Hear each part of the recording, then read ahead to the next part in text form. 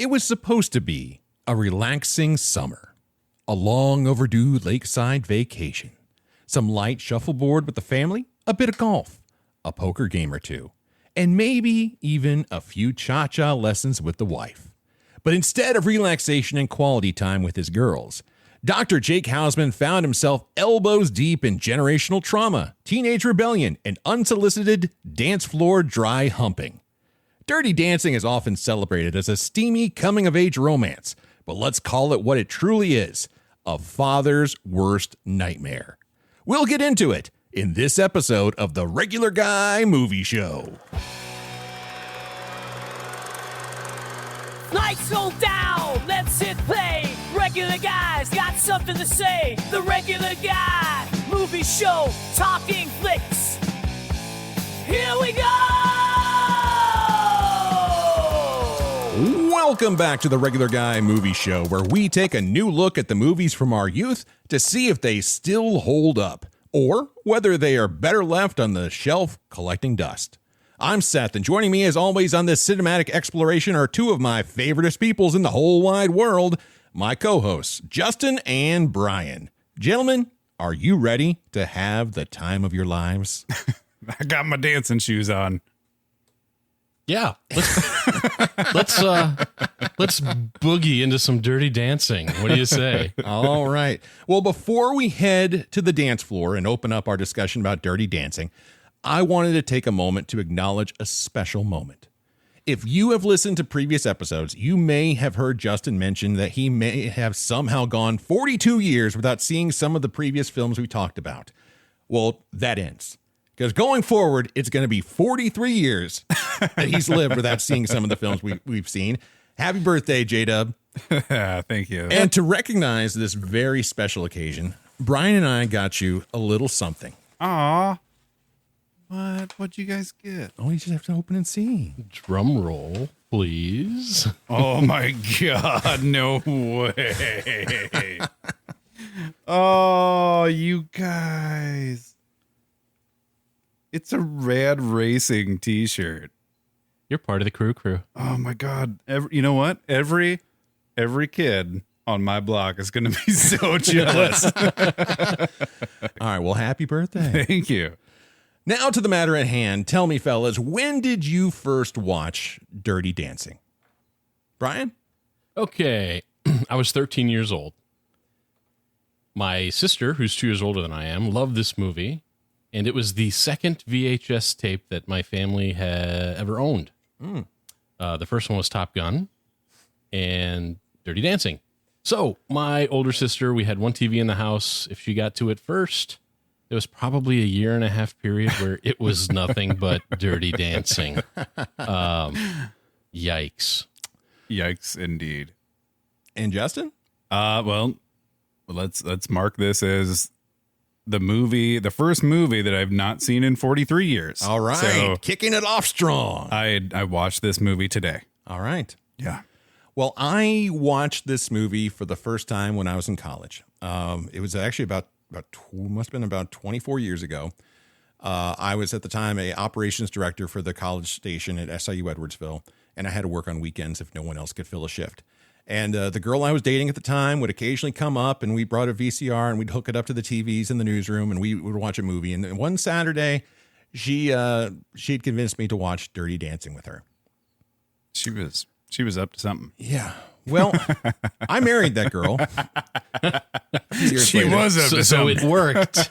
And I can tell you pretty much on a regular basis since that time, we have debates about this film. And so whenever the suggestion came through, you guys to talk about Dirty Dancing, because I'd love to hear three dudes talk about Dirty Dancing. Mm-hmm. I pounced on it as my pick because I'm like, you know what? I've been talking about this movie and arguing about this movie for 20 years now. You're prepared. I am prepared. And I'm going to warn you, my notes are extensive. This is going to require a lot of editing. And this is going to be a long night. All right. Well, let's kind of talk about the general synopsis of Dirty Dancing, Brian. What do we got? All right. Dirty Dancing came out in 1987. Set in the summer of 1963, Dirty Dancing follows 17-year-old Frances Baby Houseman as she vacations with her wealthy family at Kellerman's, a Catskills mountain resort. She stumbles upon a late-night staff dance party and is captivated by the resort's rebellious dance instructor, Johnny Castle. When Johnny's dance partner, Penny, becomes pregnant and is unable to perform, Baby volunteers to take her place for an important performance. As the two rehearse together, they form a romantic bond that transcends their social backgrounds.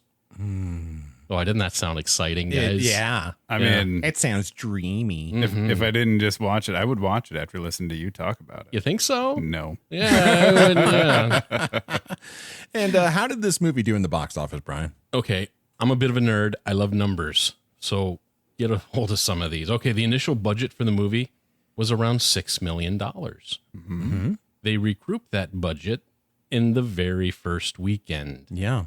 Holy cow. Yeah, the domestic gross ended up being $63 million. Right? The total box office gross worldwide was over $214 million. That's a lot.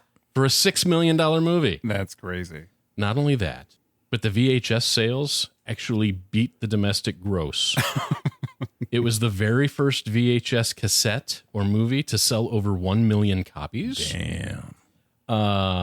The soundtrack ended up going double platinum. So if you talk about the revenue from the VHS sales, the video sales, the box office sales, the soundtrack sales, this thing brought in over $300 million It was a juggernaut. on a budget of $6 million. Wow. Talk about a lottery ticket. Yeah. No kidding.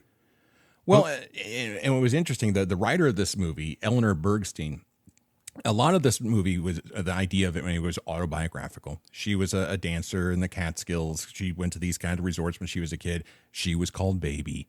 And she and her producing partner had a really hard time getting any studios to pick this up. And it was a very small, direct to VHS only kind of company that was starting to get into, let's make some feature films. They bid on it. And man, yeah, what a lottery ticket. So one of the executives, after the first test screening, said, and I quote, "Burn the negatives and collect the insurance." End quote. They were not confident. This movie was actually almost the definition of guerrilla made. The director, Emil Ardolino, this was his first feature film.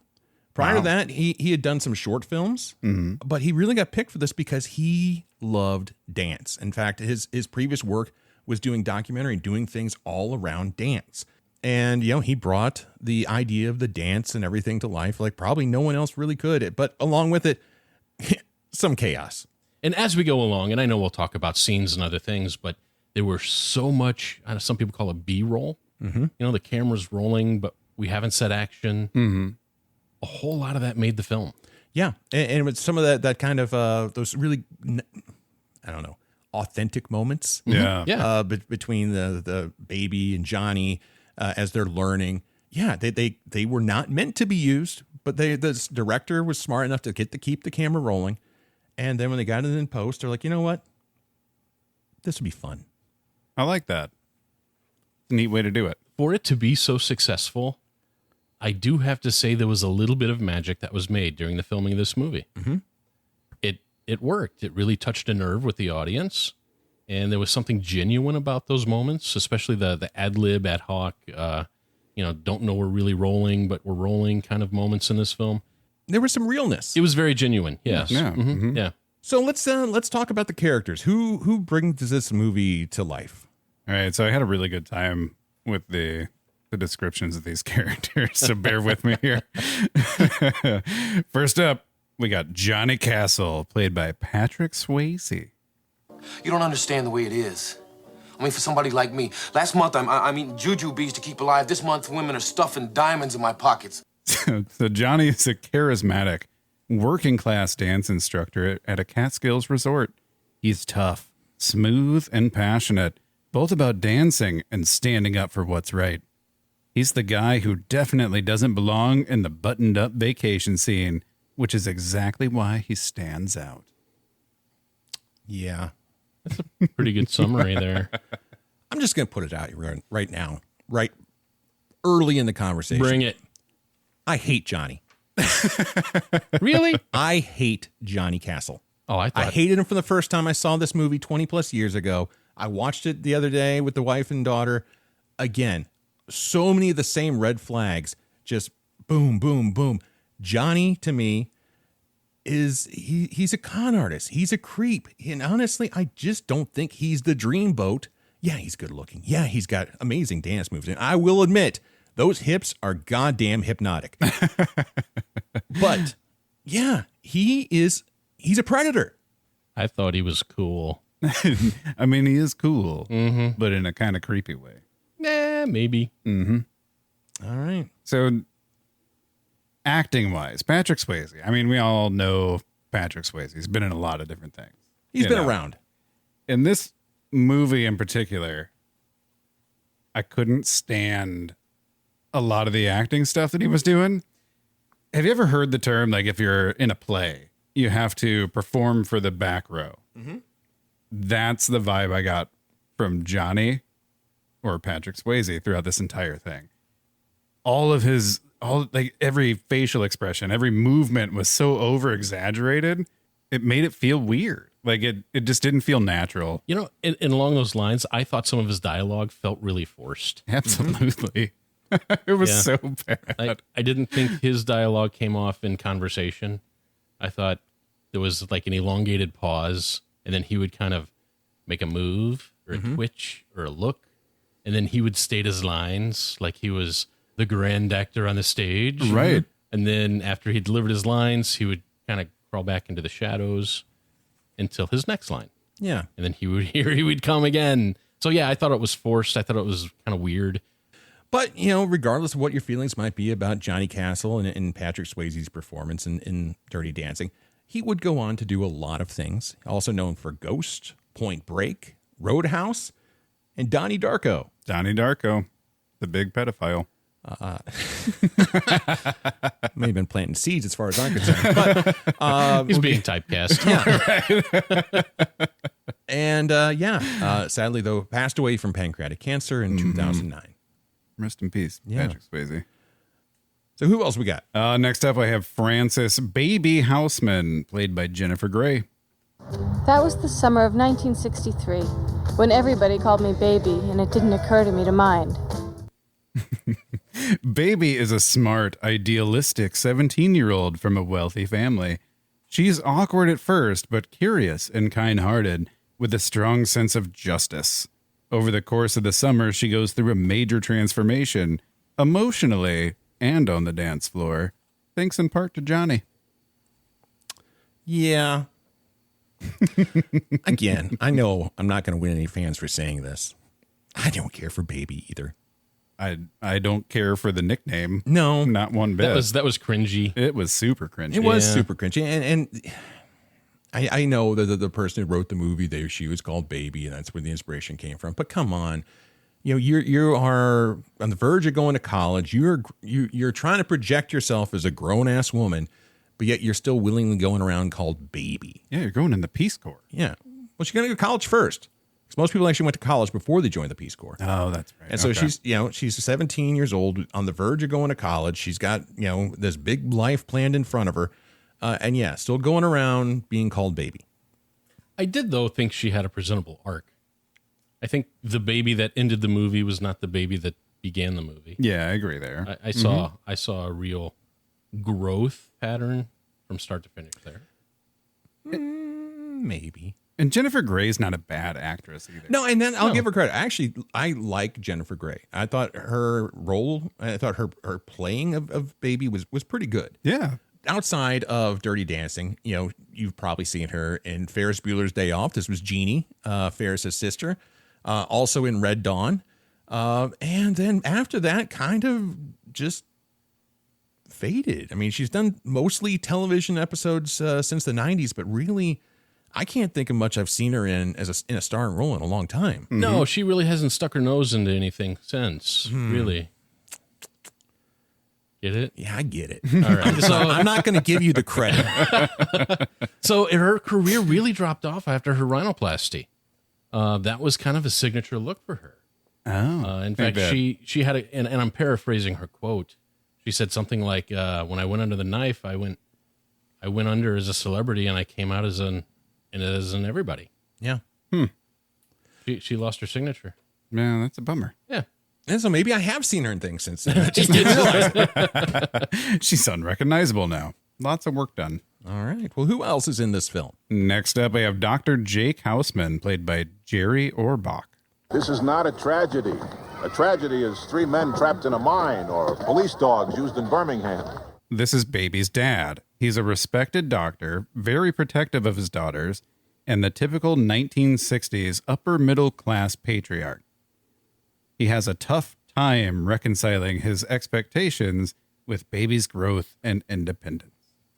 I think he's the true victim of this movie. I actually think he's the true victim, but also the true hero of this movie. I mean, he did save a life. He did. And,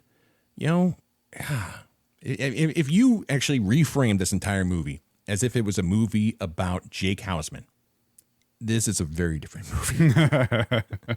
It sure is. Yeah. And, all three of us are girl dads. Yeah, I mean, really, we honestly, Jake Houseman is really the closest character we have to relate to. Yeah.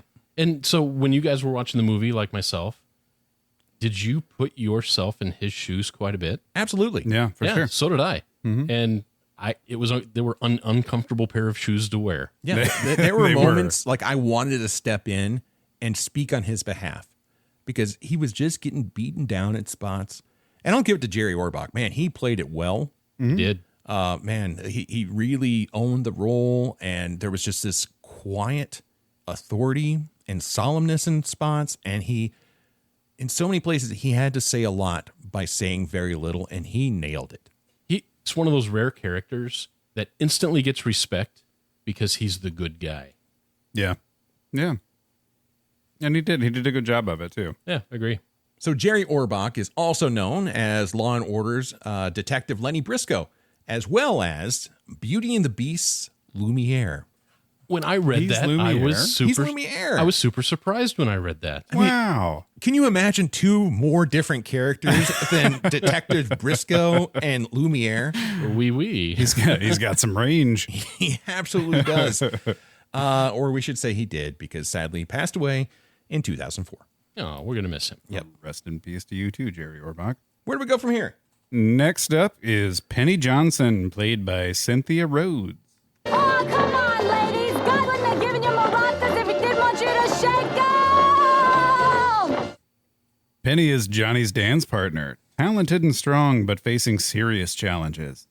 She finds herself in a difficult situation that becomes a central emotional thread of the film, and her storyline brings out Baby's courage and compassion. Oh, come on.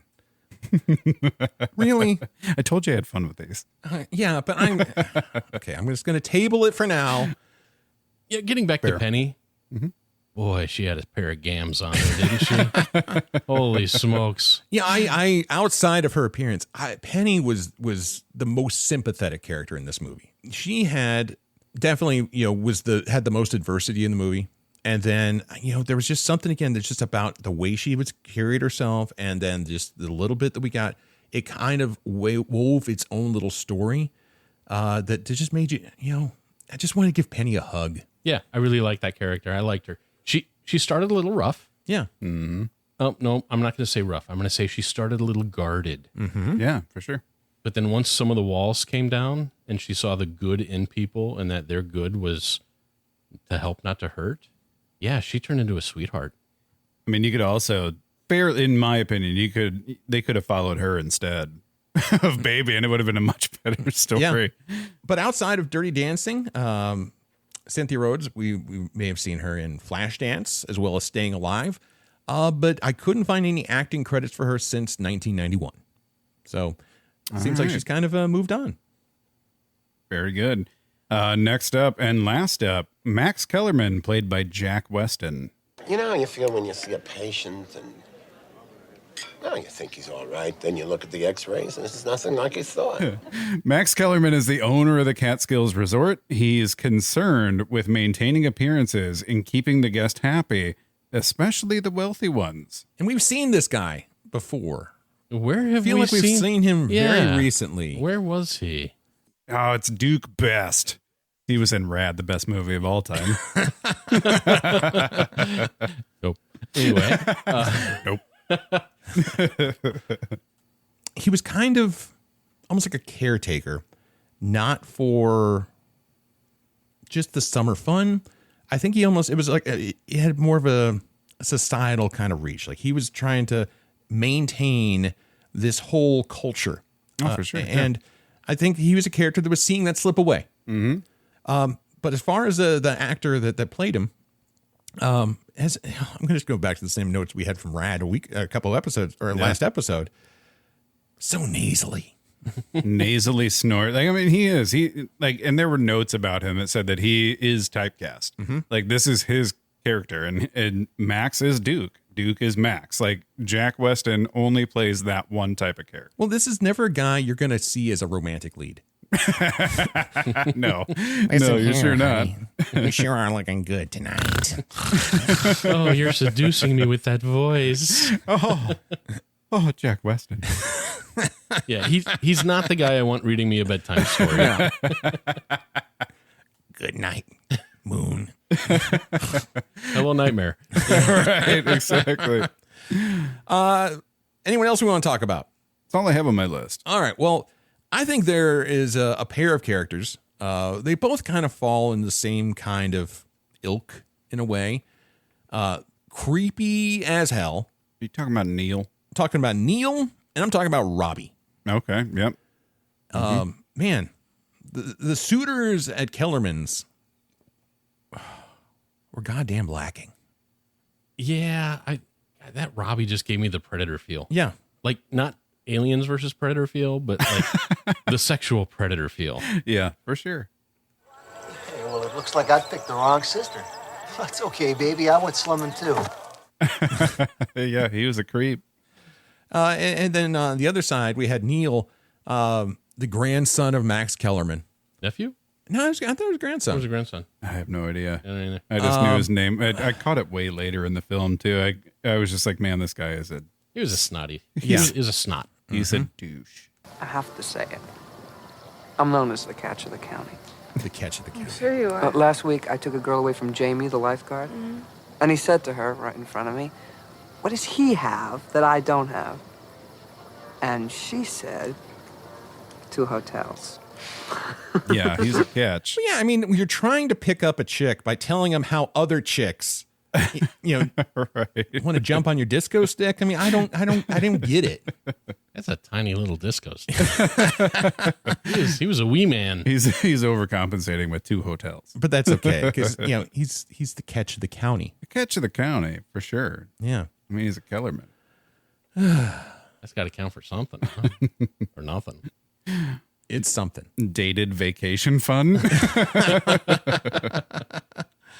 So tell you what, let's go ahead and let's jump into the scene. So we kick this movie off with the drive to Kellerman's, and the family's in the car: dad, mom, baby, sister, Lisa, and they're on their way to Kellerman's, and baby delivers the exposition. As we mentioned, it's the summer of '63 when everyone called her baby, and it didn't bother her to mind.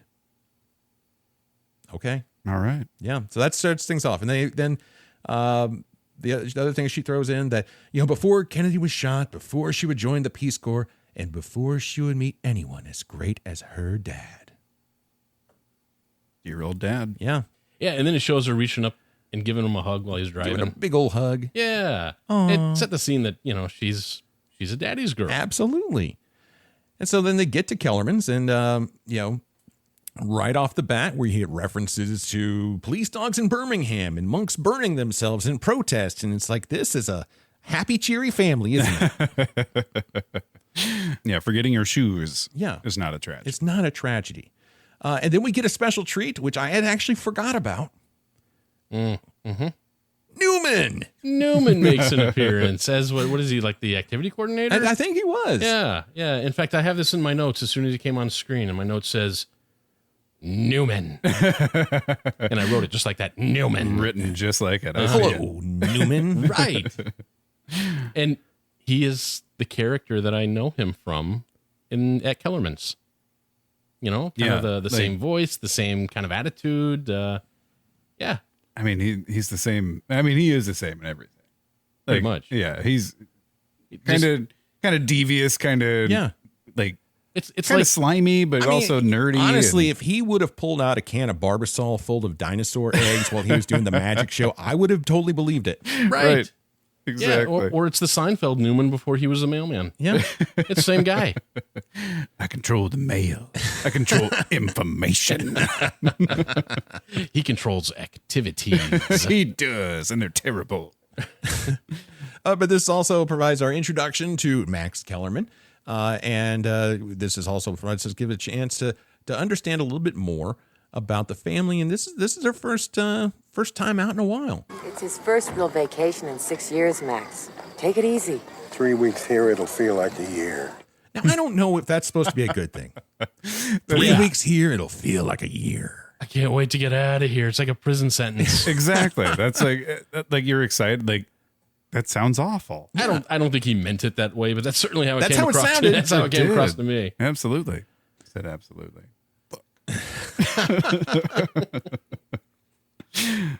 I don't think I have yet. I've said it 2 or 3 times. So Max, though, suggests to family, go take a merengue class. We've got a teacher who used to be a rockette. And, that's what they go do. That's Penny. Yeah, and Penny is the teacher telling the girls to shake their maracas. Hey, God wouldn't have given them to you if he Absolutely didn't not. mean for you to shake them. A couple notes here from number one. Man, Baby has no dancing skill at this point. You're just stepping all over everybody. And number 2, the dude in the high blue socks was getting into it. I don't know what dance the rest of the class was doing, but he wasn't doing that one. That was just some extra. He's like, man, I have 15 seconds on screen. I am going to make sure all eyes are on me. Yeah, because you never know. I mean, if you're a really excited extra, you might get cast for other extra positions somewhere else. It worked because I noticed him. You did. I did notice him. He made his mark. Kudos to you, man. Whoever you are. I will say, though, real men are genius.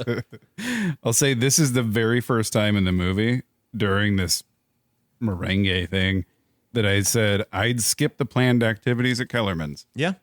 No thanks. They only get worse from here. They do. I don't know. I might go to that little wig wearing thing. The wig that wearing. they had. Yeah, that looked cool. I always wanted to know what I look like as a redhead. Or looking good, ladies. Yeah. It's trying on wigs for why an not? activity. Well, after these activities, Baby goes off snooping at the main house because, because movie, I guess. What else is there to do? Yeah. And we get the first tease of the theme of the movie. We hear that first few notes, very soft, different arrangement, but time of your life. For those who don't know, it's coming later. Right. The big song, but we hear moments of it here, just subtly, as she kind of is exploring around. And, being the looky-loo that she is, the peeking baby, she spies a conversation between Max and the wait staff of Kellerman's. There are 2 kinds of help here. You waiters are all college guys. And I went to Harvard and Yale to hire you. And why did I do that? Why? I shouldn't have to remind you, this is a family place. That means you keep your fingers out of the water, your hair out of the soup, and show the goddamn daughters a good time. All the daughters. Even the dogs. Even the dogs. Even the dogs. And on that note, I want to kind of delve into a little bit, if you will, a bit of the backstory of Kellerman's. Okay. So Kellerman's, is the setting for this film, this resort. They never come out and say it, but Kellerman's is pretty clearly a resort for Jewish families. And during the 1960s, and actually from about the 1920s to about 1970, there was a string of Jewish resorts in the Catskills. It was called the Borscht Belt. Okay. So this was it was a time where Jewish families were up and coming. They were rising up, in the social echelons, but there was still a lot of anti-Semitism. Basically, for these kind of families to have a place where they can go and feel, do the kind of vacation things they wanted to do. They basically had to create their own places. Okay. So throughout the Catskills, there was, like 1,000 different resorts, cabins, different things peppered all around. And so these families would go to basically, be amongst their own tribe and enjoy summer fun. All right.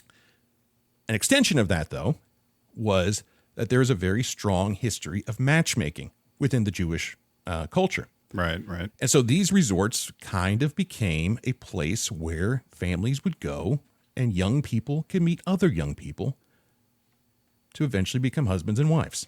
Okay. And so this is why Max Kellerman is so specific about the kids he hires to be the wait staff, the people who are going to interact with these families. These are all future doctors, future lawyers, all young Jewish men who would be great matches for these young Jewish daughters. Gotcha. All right. Yeah, it makes sense. Yeah.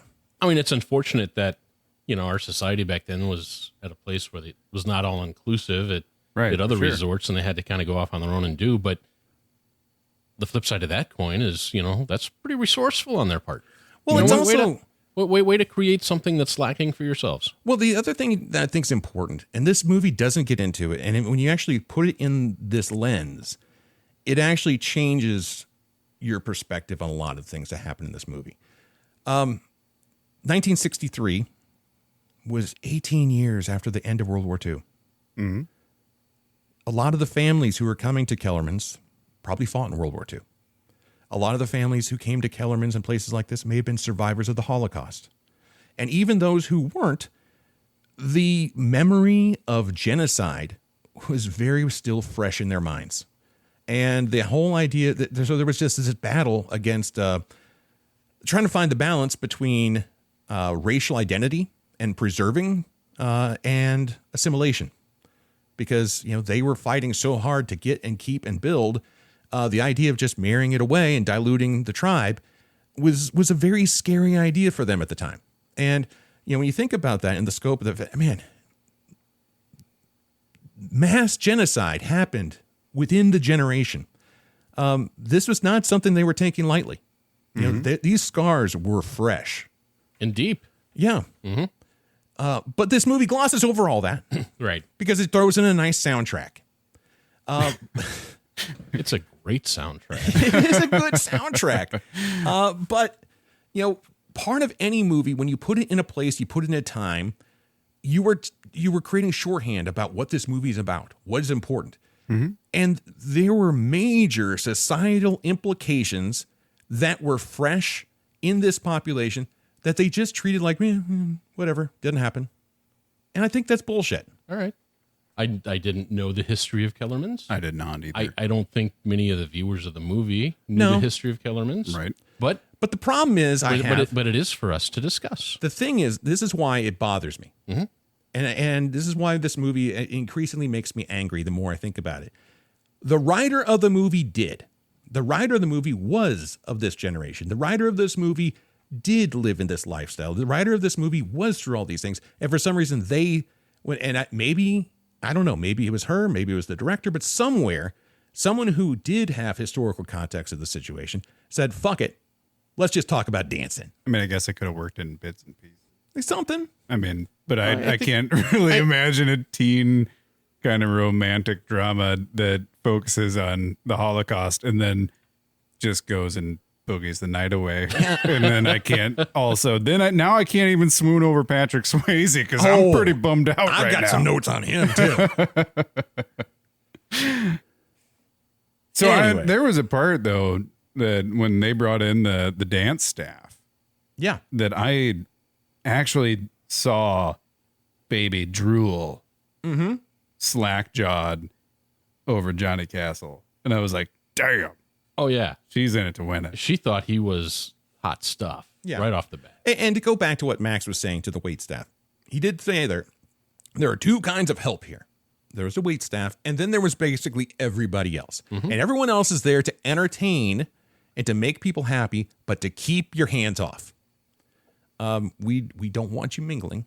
He's being pretty overt about it. Mm-hmm. And it's not because you're lower class or it's just because we're trying to protect our own. Sure. I saw when the entertainment staff walked in on that meeting with the wait staff, I got that real us versus you vibe. It was a little West Side Story. It absolutely was. I Johnny thought they were comes in walking with this other guy. I thought they were going to start snapping at each other. Yeah. But you're a jet all the way. Right. So, you know, you had the future doctors and lawyers, and then you had the lower class bums who were, you know, the monkey on the string that dances to the organ. Yeah. Oh, yeah. They look down on them. Mm-hmm. Yeah, for sure. So, long story short, Kellerman's isn't just a resort, it's a bubble. And there are blue-collar people and there are white-collar people, and they don't always get along. Yeah, pretty much. All right. So that brings us to dinner time. And Baby's going to, we find out from Baby's dad that Baby's going to change the world. And what's her sister going to do according to Baby? She's going to decorate it. What a bitch. You could tell from early on, even the car ride to Kellerman's, that the relationship between the two daughters is a bit strained. A little bit, yeah. You have one who wants to join the Peace Corps and change the world. And like you said, you have the other one who just wants to be pretty and decorated.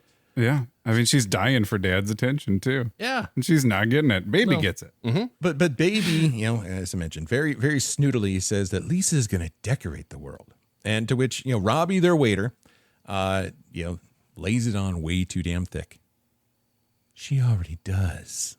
Fuck you, Robbie. That was a great line. Yeah. We also learned Baby is going to be attending Mount Holyoke College in the fall. Are you guys familiar with Mount Holyoke at all? No. Yeah. All right. Well, Mount Holyoke was founded in 1837.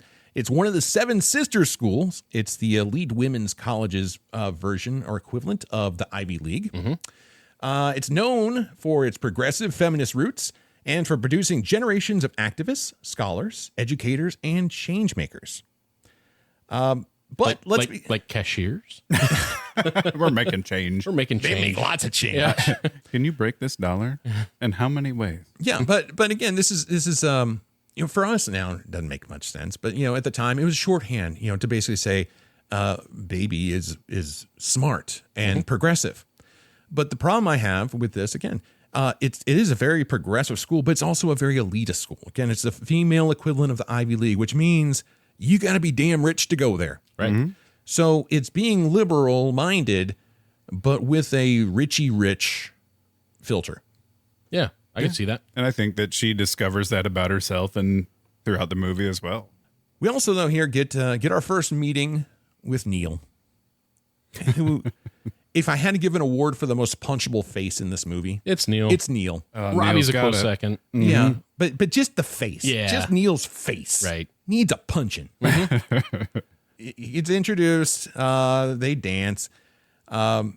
Baby tells him that she's going to study the economics of underdeveloped countries and that she wants to join the Peace Corps.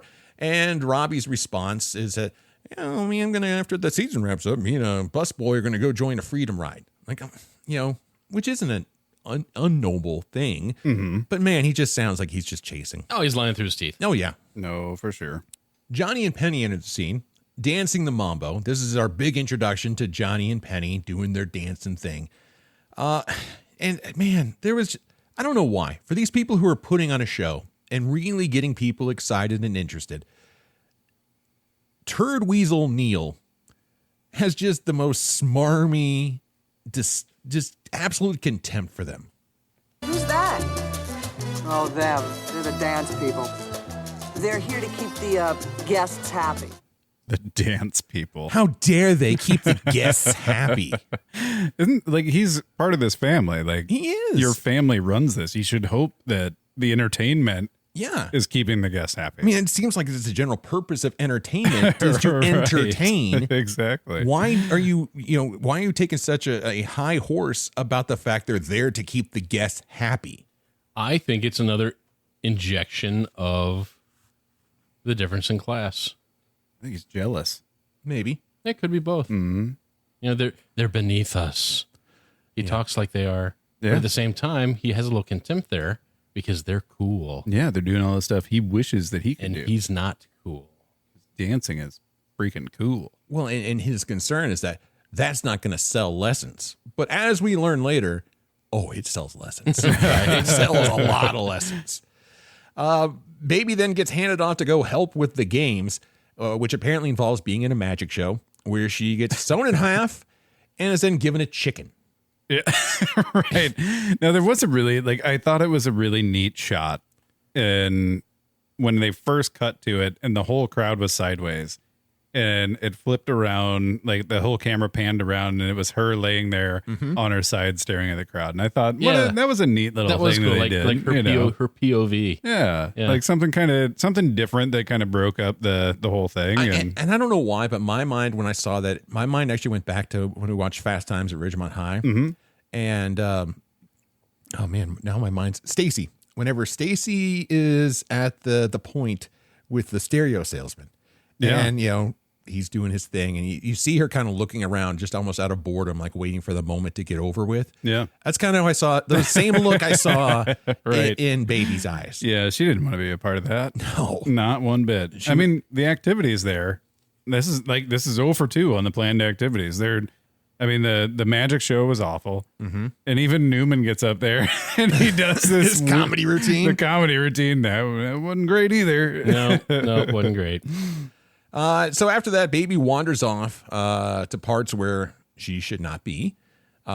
Sees a very, very highly visible staff quarters, no guests please sign, and wanders in anyway because rules clearly don't apply to Baby. Yeah.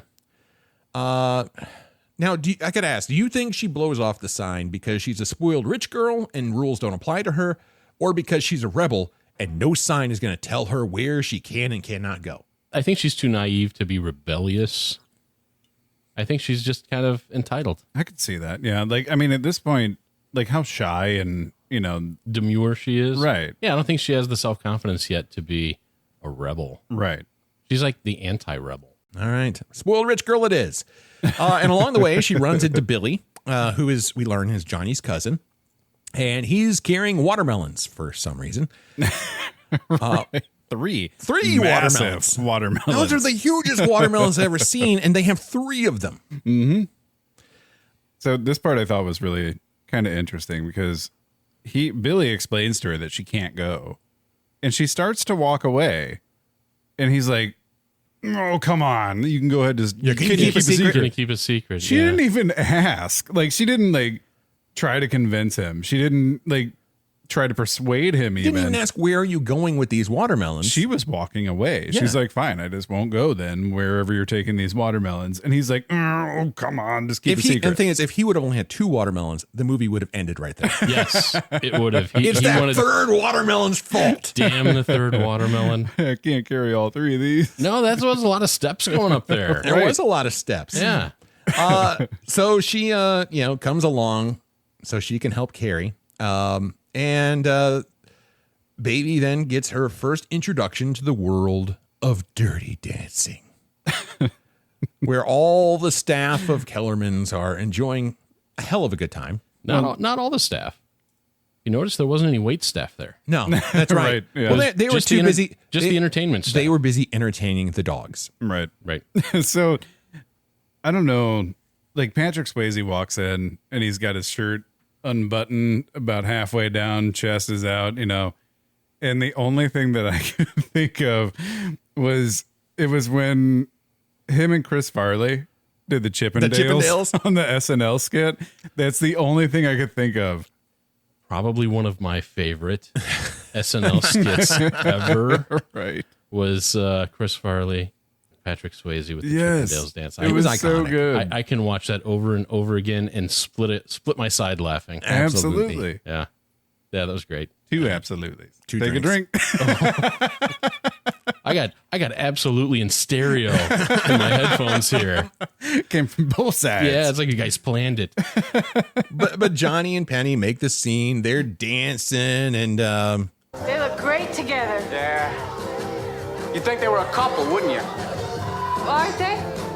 Nah, not since we were kids.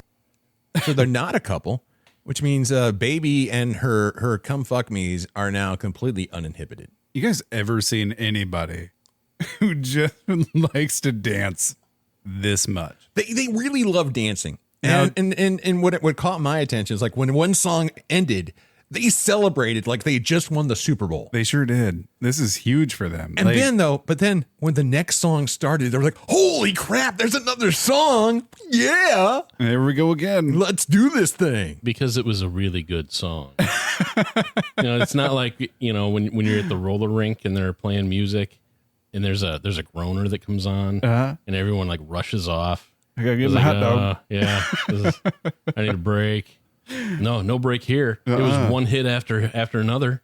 The verve and excitement they have. It's like they discovered music just that night. They were pretty pumped about it. What is this? What is this magic coming from this box? It's kind of like Footloose and the Catskills.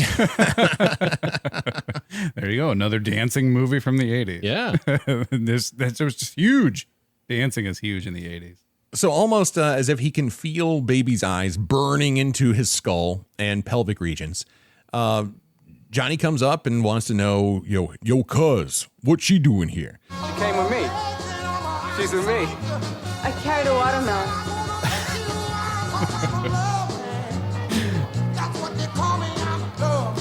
Carried a watermelon. I carried a watermelon. See that statement, that second time she says it, where she says it with that disdain in her voice, I can see her for the rest of that night, just running that moment through her mind. Mm-hmm. Why did I say that? Yeah. Right, exactly. Of all the things I could have said, I had to say that.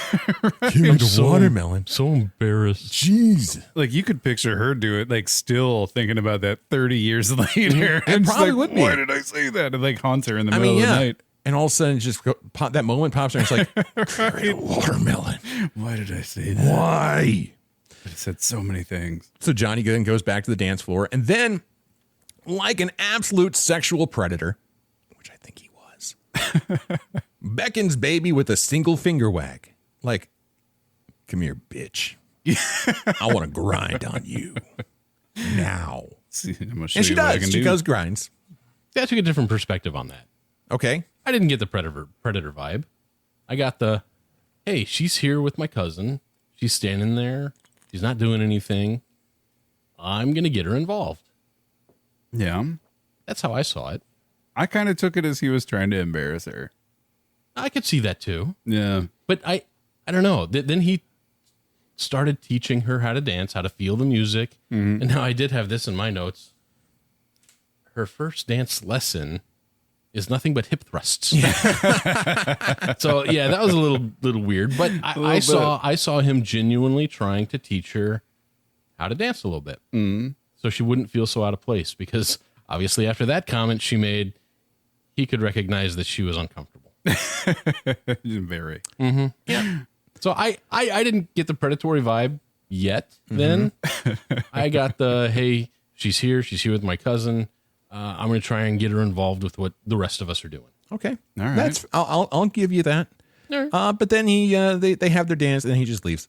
Right. He does. He just leaves walks right away. out there. I'm going to go grind on someone else now. Uh-huh. I grinded her. Let's see who else is here I can grind on. He's got tallies. Or it's like, how many I'm going to try and teach her to dance, and holy shit, is this a lost cause? Yeah. Moving on. So after this, as we find out, the cavalcade of hits that are the Kellerman's activities, they just keep on a-rolling. Wig day at the beach. This is the weirdest thing. Like, is that a real thing? Maybe it was back then. I don't know. Like, that is sitting on the beach in summer heat and you're just trying on different wigs. It's a long line of ladies just sitting there trying on a bunch of different wigs. Yeah. That's it. That's your activity for the day. And Penny, the dancer, is the wig master. Mm-hmm. she's running this activity. So now we are 0 for 3 on the activities that I've seen so far. I would have bypassed the wig day too. So you're not booking a trip to Kellerman's? No, I'm not going to Kellerman's. They wouldn't let you in anyway. That's true. Weird question. Through all the research, is Kellerman still a thing? So the Borscht Belt is not a thing anymore. It kind of basically fell apart in the 1970s. Part of it was airline travel when it became more accessible. families would, instead of going to the Catskills, they want to go to the beach. They want to go other places. And Kellerman referenced that at the end of the movie. Yeah. And so it kind of fell apart. Now, there has been, Kellerman's that we see in the movie was not an actual resort in the Catskills. The one that's in the movie was actually a resort in Virginia. Virginia, yeah. But it's definitely the Borscht Belt Catskills resorts, they went to pot. There has been a bit of resurgence in recent years, but a lot of those resorts that were filled to the gills in the 20s through the 60s went completely dormant and are just shells. There's probably still some abandoned properties out there. If you really were adventurous, you can go check out. But be kind of fun to do. Yeah, kind of creep through some abandoned stuff. That's always a good time. Yeah. The wig show though. Johnny shows up, looking good, ladies, and then talks to Penny, and Robbie shows up. We hear that he's saving for an Alfa Romeo. Lisa confides to Penny or to Baby that she's going to the golf course for the pretty view from the first tee with Robbie that night. Mm-hmm. Baby tries to talk to Penny. It's like, were you really a rock cat?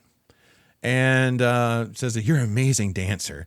And Penny, she just has no patience for Baby. Yeah. Sees right through her, sees this girl who's entitled, probably has seen dozens and dozens of girls just like her. Mm-hmm. And tells her that, her mother kicked her out when she was 16 years old, and she's been on her own. And Baby's response to that is like, I really envy you.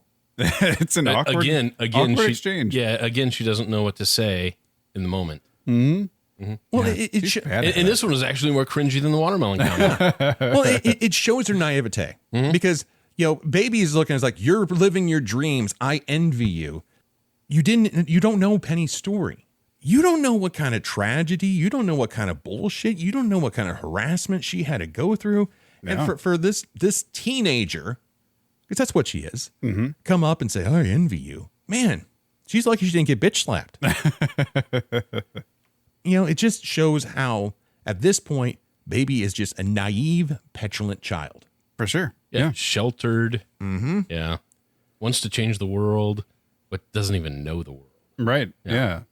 And I think that scene goes to solidify that part of her character. From here, we go to dancing at the gazebo.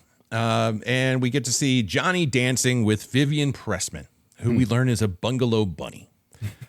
There throughout the week, her husband only comes on the weekends. Seems like a problematic situation, particularly, and maybe it's just me. Vivian, smoking hot. Yeah, she's a MILF for sure. Yeah. She was a real housewife of the Catskills. Mm-hmm. Yeah. And there was just some smolderingness that came off her.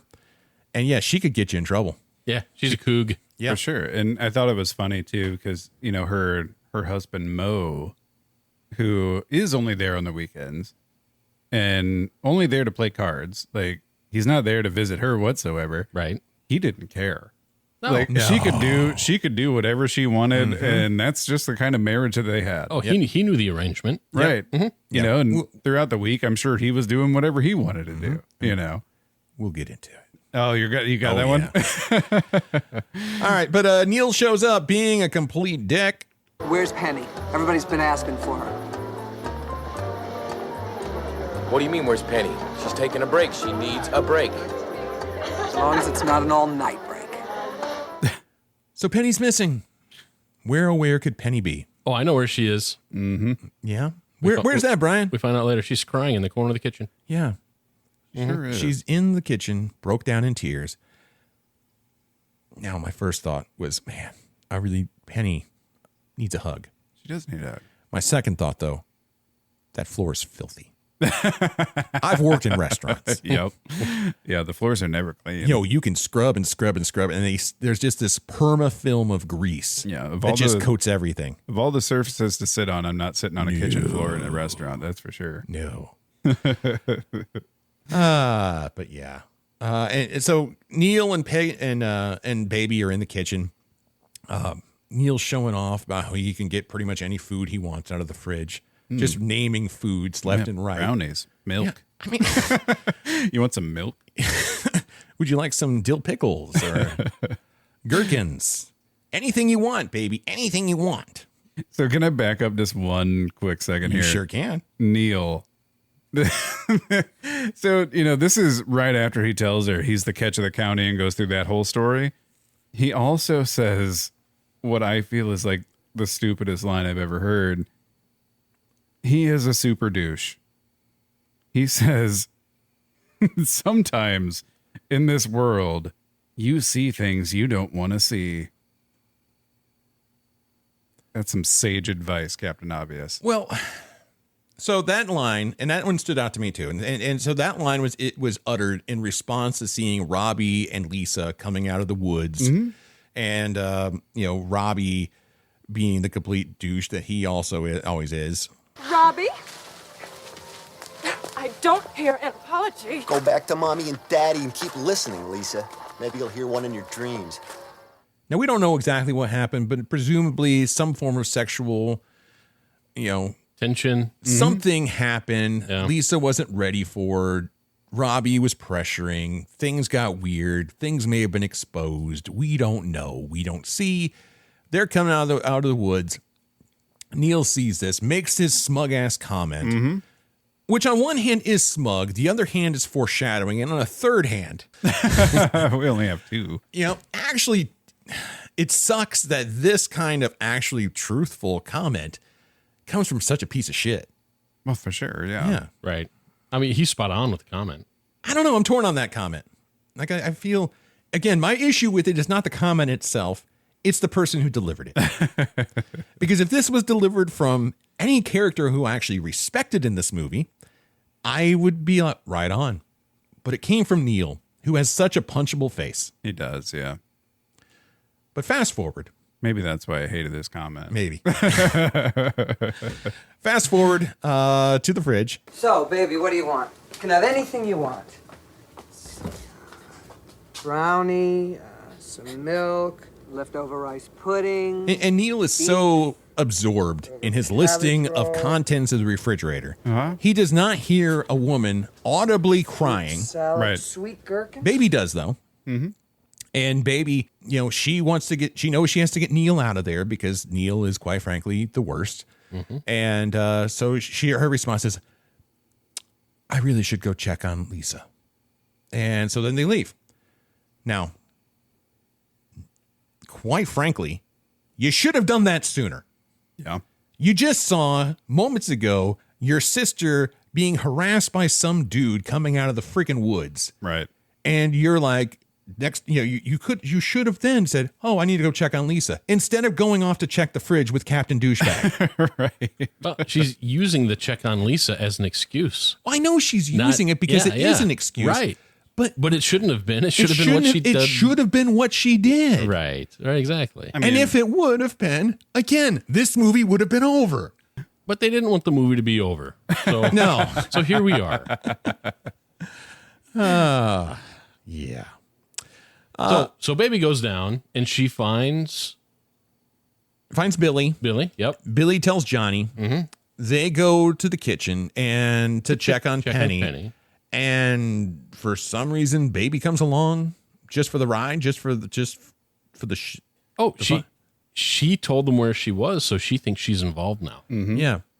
So she included herself. Because Johnny does ask, what's she doing here? And Billy makes the comment, it's like, I just thought she should come along in case Max or Neil show up.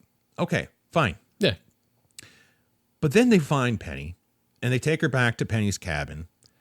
And and Johnny starts talking in third person. Yeah. But once they're on the way to the crew camp, the fact that Baby comes along makes no sense to me. Because now they're out of the kitchen. They're on their way. They're doing. She serves no purpose for this group. She serves no purpose for protecting Penny anymore. Though Billy did inform Baby that Penny's been knocked up. He's knocked up, baby. Billy, What's he gonna do about it? what's he gonna do about it? Oh, it's mine, right? Right away you think it's mine. I mean, it doesn't seem like that big of a stretch. I mean, they do grind on the dance floor. Yeah. But she was told that they're not a couple and they haven't been since they were kids. That's true. And she forgot about that. Yeah, totally forgot about that. But then she finds out right away who's responsible for knocking up Penny. Yep, Robbie the creep. Robbie the creep. So, but the question to me again, why is Baby even there? She, like I said, she involved herself. This is some juicy drama. And she wants to know what's going on. So she's a tourist. Yeah, absolutely. She is she's a traumatic tourist. Yeah. Nothing like this has probably ever happened in her life.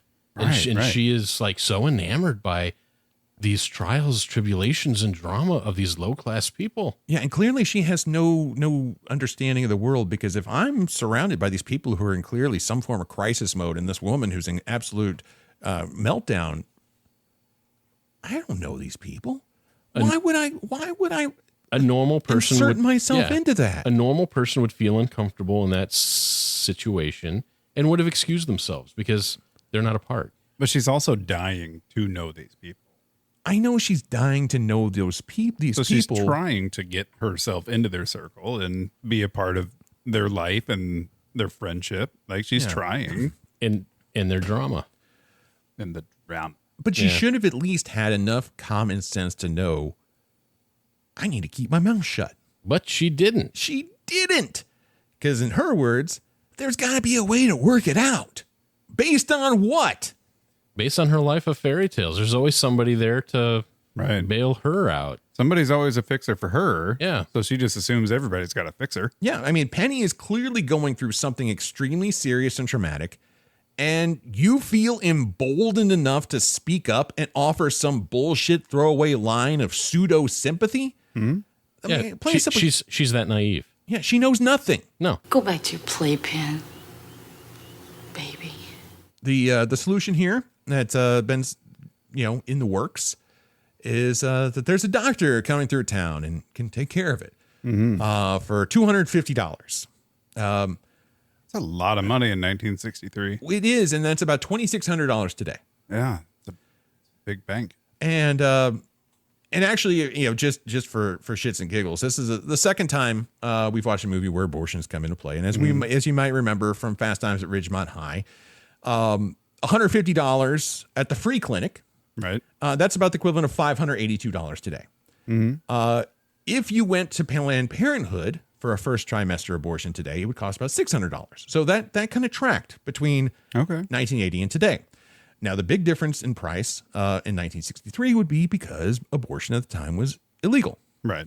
So there was no or very few options for the average person to pursue an abortion. And as such, your options for illegal abortions ran the gamut. In fact, there was a HBO documentary, The Janes, and that kind of went into abortion in 1960 Chicago. And in that documentary, they kind of get into there was a price structure for abortions. You had the Chevy, which cost about $200, a Cadillac, which cost about $500, or a Rolls Royce, which cost about $1,000. Holy cow. And these figures reflect the varying levels of safety and professionalism that were associated with each price point. So based upon what we now know about all that, Penny is scheduled for a Chevy. It's a shame. Yeah. Yeah, she was scheduled for a Chevy, but apparently she got the Yugo.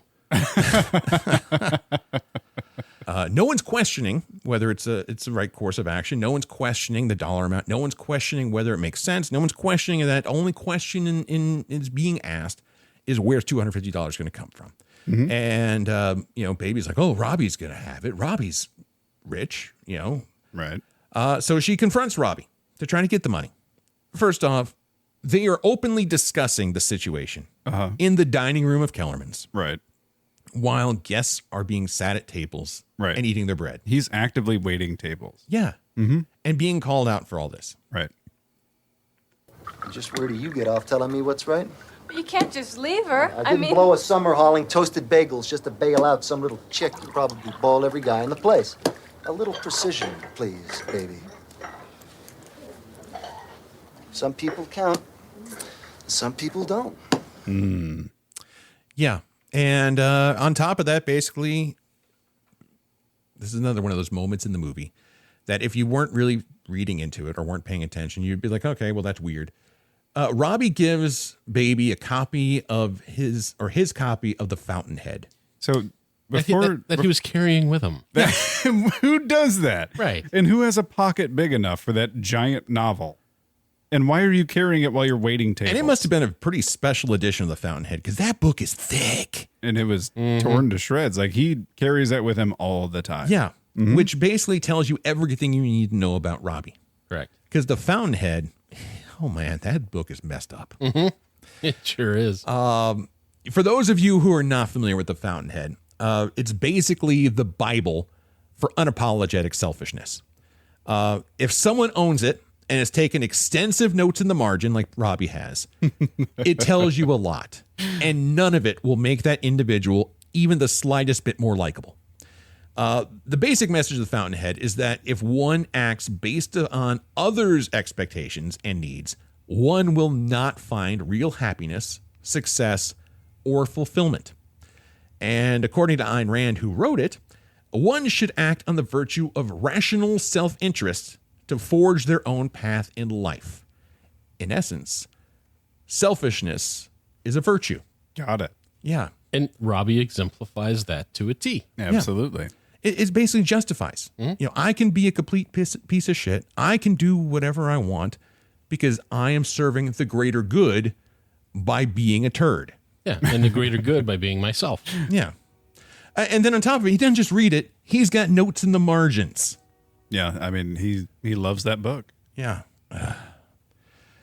Ultimately, what it comes down to, if you haven't put two and two together, Robbie is a giant goddamn creep. Oh, yeah, he's a piece of shit. Yeah, absolutely. And he's not paying for this abortion. And he doesn't care. Yeah. No. And what it comes down to, he doesn't just suck. He sucks on principle. Yeah, Penny doesn't count. No, she is below him. You make me sick. Stay away from me, stay away from my sister, or I'll have you fired. There you go. And she pours a pitcher of ice water down the front of his pants. But, hey, there's plan B. Baby goes to the putting green, goes to talk to Dad. This conversation on the putting green, I thought was very distasteful. And it was something that was truly unrealistic. Yeah. Daddy, someone's in trouble. Besides your mother? Now, you're overcorrecting, Marge. And you always told me if someone was in trouble, I should try to help. Could you lend me $250? Are you all right, baby? Are you in some kind of trouble? No, it's not me. Could you lend it to me? It's a lot of money, baby. What's it for? Baby, stand up straight. I can't tell you. Look, it's hard for me to say that to you, but I can't. We always said you could tell me anything. I can't tell you this. It's not illegal, is it? No, Daddy. All right, dads. Yeah. Let me ask you. Your daughter comes up to you. Yep. Asks you for $250. Now, let's not even talk about today's value of $250. Let's just say she asks you for $250. Right. I'm not giving it to her. No. Hell no. And then, her reason, though, someone's in trouble. You've been here 2 days. Right. Who could you have met in 2 days that is in trouble that you need, that you know enough to give $250 to? My $250 to. Right. Something doesn't add up here. Supposedly you've been off doing wig try-ons and playing charades on the West Lawn. What's going on here? For me, everything to this point was somewhat plausible. Yeah. This was totally unplausible. Right. Right.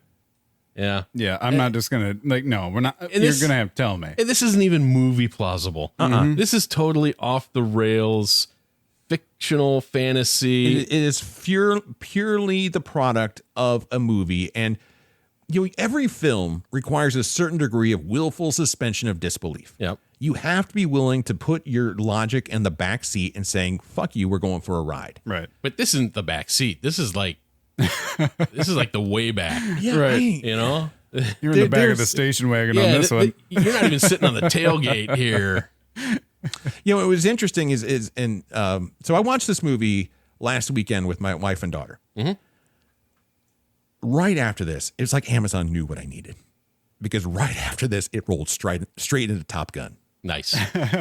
There's a scene in Top Gun where all the pilots are out on the beach playing volleyball shirtless, wearing jeans in the California heat. Uh-huh. And it's one of those scenes that you could tell was written for women by a man. Sure. Because it was written, it's like, this is what women are going to like. Mm-hmm. So, I liked it too, though. When Slider was out there serving the volleyball, flexing before he did. Yeah, okay. Yeah, it's Dudley right there. We need to unpack that at another time. But the point I'm trying to get to is I feel like that was a scene that was written for women by a man without really fully understanding women. Mm-hmm. This is a scene that was clearly written by a woman who didn't really understand men. Because the jump that goes here. Yeah, the leap of faith the viewer has to take here. Mm-hmm. That chasm is way too deep and it's way too far apart. And I could not reach the other side. No. I took the leap and I fell. And I know none of us are doctors. We're not playing with that kind of cash. Right. But it's not my pocket money. The reality of that scene doesn't ring for me. There's just something there. But again, just like the watermelon, just like not going to check on her sister, the movie would be done here. It would have been more realistic, right, to make $250 $1963 selling lemonade. You know what I mean? It would have been more realistic. You're absolutely right. Yeah. Quarter a cup. To the people there at Kellerman's. They could have been selling Rad Crew t-shirts. Exactly. I would have bought it for $10. I got one for free, though. Yeah, you did. Happy birthday. Yeah. Anyway, there was one other thing I noticed in that scene, though. The mom, who you may also know as Grandma Gilmore from the Gilmore Girls, who I only recently learned because my daughter started watching the Gilmore Girls, and she told me, I've never seen it. I don't know. Not me. I can't watch the Gilmore Girls without thinking about Bad Santa. But that's just me. I get you. Actually, I lied. I have watched the Gilmore Girls years ago when my wife and I were on our honeymoon in south of Cancun in Playa del Carmen. There were only a couple TV stations in English, and one played two shows in pretty heavy rotation. Mythbusters and Gilmore Girls is what the promos were like every commercial break. So I watched a lot of Mythbusters and Gilmore Girls on honeymoon. That's a really good accent. We're not going to have an episode without a Seth accent, are we? Every time. But I think this was the most accurate to date. Yeah, that was a good one. Yeah. Okay. You've been practicing at home, haven't you? When I'm driving, you guys really made me feel bad last time. So I've been driving around in the car working on it. And, Well, it's paying off. Okay, we'll get there. That sounds pretty good. Way to work hard. Yeah. But okay. Grandma Gilmore, though. She is a character who says a lot with saying nothing at all, which is a good thing because they don't give her much to say. She walks up, asks if everything is all right. Dad says it's fine and turns away. Mom, though, gives him a subtle glare. It's not a huge moment, but if you catch it, it screams out loud and clear, "The fuck it is." And then as baby walks away, Dad nods briefly. You see Dad, and he's kind of nodding briefly to himself. And you see a very slight expression in that moment. It changes, his whole face changes, as if to say, I'm about to get fucked. I'm sleeping on the couch today. Oh. All right, let's digress. So baby's got her money, and she goes to the crew dancing hall, glaring at people like a real looky-loo.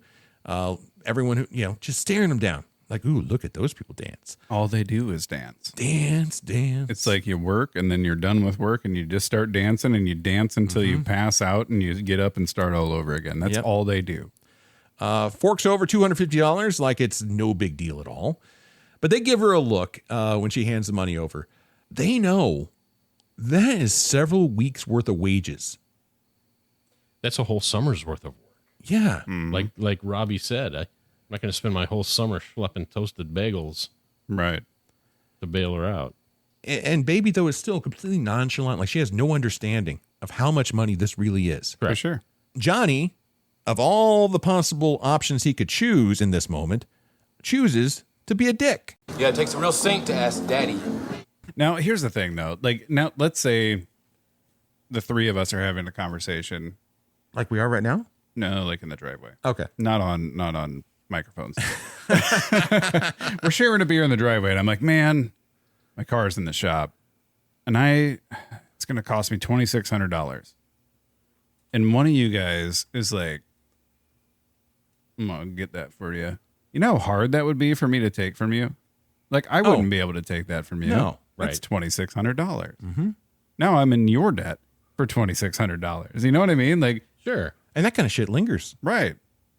It's like, yeah, I get where they're coming from. You know, he didn't have to be so crass. Well, and it's also, you're right. It's one of those things that because of the volume of the money, it's doomed to shift the dynamic of your relationship. Absolutely. Now, the fact that he simultaneously condemns her because of how easy it is to get, but moments later basically tells Penny, take the money. Right. shows that he does not have this conflict. Right. Yeah. He has no problem taking other people's money. Mm-hmm. Well, it's different when you're taking money from rich people because it doesn't mean as much to them. Yeah, she has no idea. No. Apparently, though, doesn't matter. Not going to work out anyway. The doctor, quote unquote, doctor who could provide this procedure is only going to be in town on Thursday. Mm-hmm. And can't do it because that's when they have their big dance at the Sheldrake. Yeah. And if they miss that, they're going to miss out on this year's salary and opportunities for next year. So economically, we can't do an abortion on Thursday. Now, it's not clear at this point in the time. Thursday, when the day of the show and all that, it's not really clear how far we are into the season. We're not really clear how far they are into the vacation. We're not really clear what's coming up here. And so when she talks about, can only do it Thursday, we can't do it then, it's our one and only shot. It seems like, wow, man, be real shame to blow that window, to get that coat hanger abortion. Mm-hmm. And, we got to book that Chevy. Right. Thursday, though, turns out to be just a few days before the end of the whole season. Where did the time go? They play very fast and loose with the time here. Mm-hmm. But ultimately, there's really just a few days between the day the abortion happens, which is the same day of the Sheldrake dance, right, and the end of the movie. There's only like 3 days. Yeah. And the end of the movie is the end of the season. So this was the entire summer has pretty much already happened. Yeah.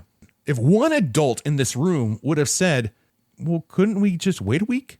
Couldn't we wait 2 weeks? I will drive you to somewhere else. And hey, while we're asking baby's dad for the Chevy, what do you say we upgrade to the Cadillac? Or how much more cash could you come up with in another couple of weeks? Why couldn't she have waited another week or two to have the abortion? Well, they also know, and they're going to get their bonuses in like a couple weeks. Why couldn't it have waited? Other than the fact, number one, baby needed to be around trauma to seem like a decent human being. And number two, if they didn't have an abortion, pretty much the movie would be over. True. Yeah. I mean, there's a lot of things hinging on the movie would be over. Yeah. Which makes it makes the story pretty thin. There are moments that it really dangles on. Mm-hmm. I think this harkens back to the movie, the executive who really didn't like this movie and one of the negatives burned. He probably had this lens looking at the storyline. Right. But then the movie was made, the movie came out, it was so successful. I don't think most viewers took that lens because they were in it for entertainment, not for, critical look. Yeah, so, I mean, if you're dissecting it, you're going to find all the holes. Oh, you bet you will. Yeah. And these are some of the holes. It's interesting that those holes, and the ones that we've talked about, and we'll probably talk about a few more, didn't inhibit the popularity of the movie to the masses. No, because to see the holes, you have to look between the lines. Yeah. And why would you look between the lines when Patrick Swayze's abs look that goddamn good? The people paying money to see the movie, all they want to be is entertained. Yeah. They don't want to think. No. Yeah. They want to watch. They want to tap their toe to the music. They want to watch the gyrations and that's the what butts it's there moving. for, right? Yeah. Like, that's the escape from your day to day. Right. Like, we can shred this movie because we're watching it with the intent to be critical. Correct. So finding all the holes, like, obviously we're going to, and think how mean you guys were about Rad. I'm holding on to it. That was the Swiss cheese of movie plots. Yeah. Anyway, what it comes down to is like, there's no doubt Penny's career could be negatively impacted by being pregnant. I get that. And I'm not going to get into the politics about it. I definitely can understand that she would have no desire to carry Robbie's Ayn Rand loving demon spawn. Right. But the timeline is artificial and the decision is rushed. And it's really just comes down to, this is a bad idea and no one calls it out. Right. Yeah. Well, in a crisis like this, cooler heads never prevail. Someone who was a grown-ass adult, who wasn't going through emotional trauma, should have been a decent human being and just said, hey, relax. No. I know enough. Don't say that. That does not work. RELAX. Yeah. No, I know enough. You don't tell a woman to relax. You don't tell a woman to chill. You don't tell a woman to calm down. No. Them are fighting words. Yeah, okay. Public service announcement. Young men, don't do that. Never say calm down. No, my God, no. No, their crisis is your crisis. Do you like the current number of fingers you have on your hand? And the current number of testicles you have in your sack. Yeah. Uh-huh. Then don't say that. No. Ever. Thank us later. Yeah. Carry on. So, okay. So they're all on board the Thursday abortion train. Baby's on board, and she wants to, well, is there anyone else can fill in so she can go to so she can get abortion and can go to the shelter? And Johnny's like, well, everyone here works. We have jobs unlike you. What are you going to do it? Baby's like, well, I can't even do the merengue. And then Johnny's like, well, yeah, she can't even do the merengue. She's a terrible fit. She cannot do it. And then the fact that he straight up says she cannot do it. Lit a fire. Oh, man, that look. You don't tell baby no. No one tells baby what to do. Right. You might as well have just told her to calm down. So you would have better luck putting her in a corner than telling her what to do. So all of a sudden, a terrible idea becomes a good idea. It becomes the plot. Yeah. Yeah. And then we launch into a very rad style training montage. And the thing is, though, I will give credit where credit is due. As much as this movie infuriates me in spots. Jennifer Grey is goddamn adorable in this moment. She's a cutie patootie. When she is dancing on the bridge, when she's going up and down the stairs, when you see her, there's an awkwardness that is charming, and you start to see her getting it. You start to see a life coming to her whole expression. And confidence building. Yeah. Yeah. I don't know. Like, I also loved it when she got so frustrated that she kicked the bridge. Uh-huh. And that was like Ferris Bueller. Oh, yeah, it was Jeannie. It was Jeannie Bueller all over that. Yeah, but, I loved it. Oh, she was great. Man, and like I wish she would have done more. Where she broke her character, but they kept him in. Where he was like caressing her arm, and she'd laugh, she'd giggle, and like again, that's another one of those B rolls, right? That wasn't supposed to be in the movie, but they put in because they thought it fit, and it made it so much more genuine. It did. I loved it. So. What we have, though, here is a very classic 80s film trope of someone going from a zero to an expert with just a few days of training. Right. This might as well have been Daniel and Mr. Miyagi. But the question I also have about this scene, we have Eric Carmen's hungry eyes setting the tone, which is a non-time period song. Right. Yeah, there was a lot of that. There was a lot of 80s music crossed with a lot of late 50s, early 60s music throughout the whole movie. It kind of blended both genres of music. So here's where I had the problem with it. Are they dancing to the song? In some cases, they are. You know they are at the end. Mm-hmm. That is not a 1963 song at the end. There's a lot of movies that use current music for old movies, but it's the soundtrack is for us, right? It's not for them. They don't hear the music as the characters. But in this movie, they did, and it was distracting and it was odd, especially at the end. There are movies that do it and go all in, like Knight's Tale with Heath Ledger. It was the jousting film that had an all modern music soundtrack, and you had people dressed in tunics getting down to "We Will Rock You." That worked. It did, because it was over the top, and it's like, we don't give a shit, and it was consistent. Right. It was. Yeah, but this was in and out. You have the doo-wop mixed with 280 songs. There's two, right? Actually, three. Hungry Eyes, and then I Had the Time of My Life. And, the third and one? she is the wind. She's like the wind. She's like the wind. Yeah. Sung by the Patrick Swayze. Yeah, he sung that. I know. He did a great job. I know. That's a great tune. Is it? No. Yeah. Okay. So it's that kind of thing. Like, if you're going to do it, then make every song 80s in 1963. Go balls out. Don't do like the majority doo-wop and then mix in 3 tracks just because they're popular at the time. Yeah. Like, that drove me nuts about this movie. And especially at the end, because he lip syncs it. Licensing these kinds of songs cost a lot of money. And they, as we talked, $6 million is not a lot of money. No, not at all. And so they had to make some compromises, and they couldn't license everything. And Justin, you and I have some experience with trying to license songs for movies. There's a lot of rights you have to get. You got to get the publishers right. You have to get the recording rights. You have to get all of those in order to use a piece of music. And, that could be a giant pain in the butt. It is. And when it came down to it, the expense to fill the soundtrack up with 60s accurate pop music wasn't in the cards. But what could work is if they had a few original songs to throw in. And so they hired someone to basically scour, the music available and to basically pull songs into the soundtrack that were original to the movie. My question, though, is why couldn't those have had more of a 60s vibe to them? Why did they have to be 80s, clearly 80s with the synth and everything else? Part of it, one theory I have, this is a movie set in 1963, but a lot of the ideologies being put into it, a lot of the perspectives are definitely those of the late 80s. Mm-hmm.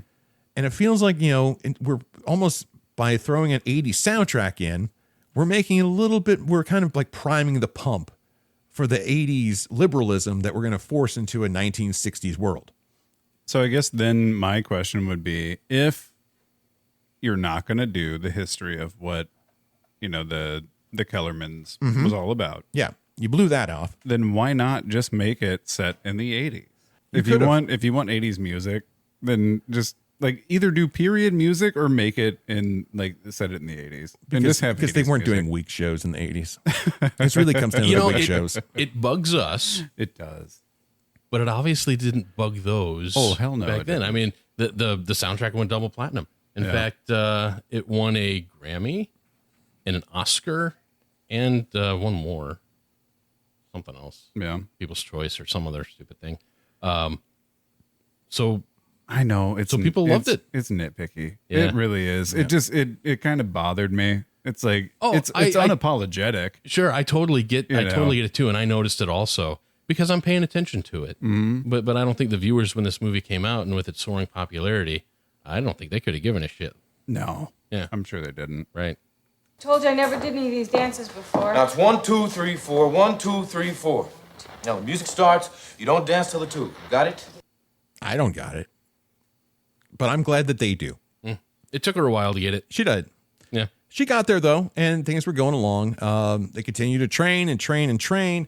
Johnny's pushing Baby through the next few scenes. And, gets to the point where, it feels like things are kind of building to a bit of, you got tension building between the two of them. You gotta concentrate. Is that your idea of fun? Oh, yes, as a matter of fact, it is. We're supposed to do the show in 2 days. You won't show me lifts. I'm not sure it turns. I'm doing all this to save your ass. What I really want to do is drop you on it. Well, let's get out of here. Okay, so they're going elsewhere, even though it's pouring down rain. Johnny locked his keys in his car.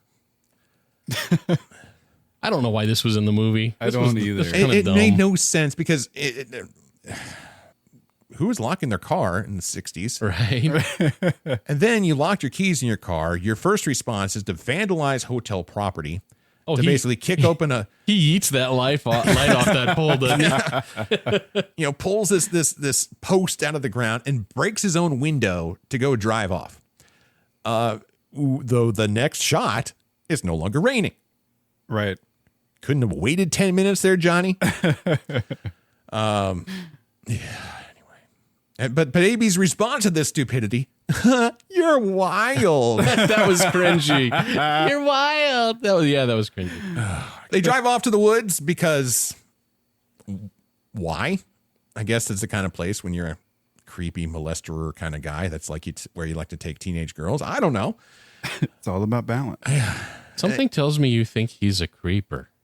Oh, I'm straight up say it. Yeah. Total creep. They go to practice on a log over a stream because that's a smart idea. And Baby asks him, and I'm going to play this because I want to make sure that we're all playing from the same playbook here, how he learned to dance. Where'd you learn to be a dancer? Well, this guy came into this luncheonette one day and, we were all sitting around doing nothing. And he said that Arthur Murray was giving a test for instructors. So, if you passed, they teach you all these different kinds of dances, show you how to break them down, how to teach them,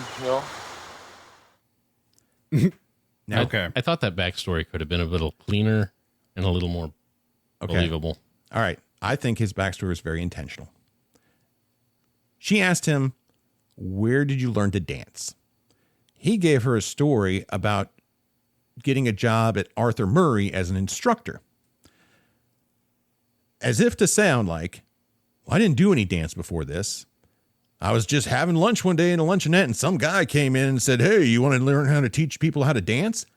As if he had no background in dance whatsoever. Is that how you guys took it? Yeah. Like if you, and it doesn't make any sense because if you can pass a test to be an instructor, then they're going to teach you all the dance moves. Yeah. Yeah, I thought it was a little backwards. I thought it was a little confusing. I thought it was, I got lost a little bit there. So I felt like that was weak and there was something just didn't fit right. So I actually reached out to someone who would know more than me. I reached out to the person who runs the dance studio that my daughter dances at. And I asked Miss Diana, although I think she felt it was a little weird. I was asking her questions about dirty dancing. Sure. And who's the creep now? So Arthur Murray Studios, it was a nationwide dance studios. They basically had them all over the country. And they were very well known, very well respected. It's a place where people would go and learn dance and basically work their way through the system. You would not become an instructor there if you were just brand new. Like you had to have a certain amount of dance skill to get a job at Arthur Murray. It's one that though they might have auditions to become instructors, but you had to basically have skill going in the door. Now, what she also told me, which I thought was interesting, is that it's not uncommon for male dancers to get into dance at a later age. Like she's actually had dancers that didn't start until 19 at her studio that went on to become pros. So, someone who is athletic with a basic degree of skill, a man could come into dance and become a professional. Sure. But to get to the instructor level, you would still have to have training. You would still have to have professionalism. You'd still have a lot of things going on. So the fact he's basically like, well, we were just hanging out at a luncheonette and some guy came in and said, want to know if you want to be a dance instructor, was bullshit. Yeah. It's almost like he wanted to downplay the fact that he had worked his ass off. He wanted to downplay the fact that he had training. He wanted to downplay the fact that he'd gone through classes. He wanted to downplay all those things because all of those things kind of give away the fact that he's not not the working class kind of guy he wanted her to think he was. So that would explain why he was so upset about the union job. Possibly. But here's the next part I want to get into. Mm-hmm. He was an instructor. Let's just say he was an instructor at Arthur Murray. That was a decent job for dancing. Yeah, he'd have gotten paid. It would have been paid. It would have been steady work. It would not have been seasonal. It would have been year round. Mm-hmm. If he's not Arthur Murray anymore, either he decided to blow it off to go chase Poon in the Catskills, or he got fired. Maybe he fabricated that whole story. You know, and I also find it odd, too, that Arthur Murray, like, this is somebody, like, Baby doesn't dance. Mm-mm. She just learned how. Yeah. And is still at this point in the process. She wouldn't even know what that was. You're right. He was throwing around jargon. He'd been like, he went up. It's like, oh, I'm going to change the windshield fluid or the wiper fluid or the blinker fluid. Yeah. You know, you got a problem with the end line of the rotary girder. You know? he was talking over her to get her to change the topic, and then immediately, first chance he got, started dancing over the stream. Which the other thing that I saw immediately, I was like, that seems like a really bad idea. Someone is going to get hurt. Man, it's kind of a risky thing to do whenever you got everything on the line for that Thursday, because that then you don't get your bonus and paid for that night, but you also don't get the gig for the next summer either. Yeah. So kind of an odd place to dance, practice. and let's also just let's not forget the fact it was just raining. Maybe a slippery log is not a smart place to be. I got real Karate Kid vibes in that scene. I can see that. Balance is everything. Uh-huh. Yeah. Yeah. But from here, they go off into the lake because lifts in a lake. I mean, how cold do you think that lake water was? Ooh. Oh, so cold. Yeah. Yeah. Do we have a temp? Do we know? No, I was. Were you looking for nipples? I was referencing the two headlights. Yeah. Okay. Yeah. Now, oddly enough, this film was shot in the fall. Uh-huh. They had to actually spray paint green on the leaves of the trees because the trees had all turned for autumn. Yeah. Oh, wow. Yeah. So there was a lot of that. So the lake water was very, very chilly. In fact, both actors complained that their lips were turning blue. And so when they did that scene, yeah, it was really, really cold, genuinely. Wow. So we leave the lake, back to the resort. Penny's talking with a baby. They run into Mrs. Schumacher, who drops her purse. They help her pick up the contents of which includes several wallets. Foreshadowing alert. Yep. Yeah, that's not going to be important later. Baby. That whole storyline was just kind of weird. That was weird. Like, you didn't need it. No, not That at was all. unnecessary. It was. Yeah. Baby's helping, or Penny's helping Baby kind of try on the dress, and they're talking through what the show is going to be like. But also, you could tell that there's a bond growing between the two of them because there's something Penny wants Baby to know. Look, I just want you to know that I don't sleep around. Whatever Robbie might have told you. And I thought that he loved me. I thought it was something special. Man. She has been put through a ringer. She has. Penny. She needs way more than $250. She really, I said it again. I'll say it again. She needs a hug. Someone needs to love Penny. I'd volunteer. Yeah, I would too, especially with those gams. Holy smokes. She got legs for miles.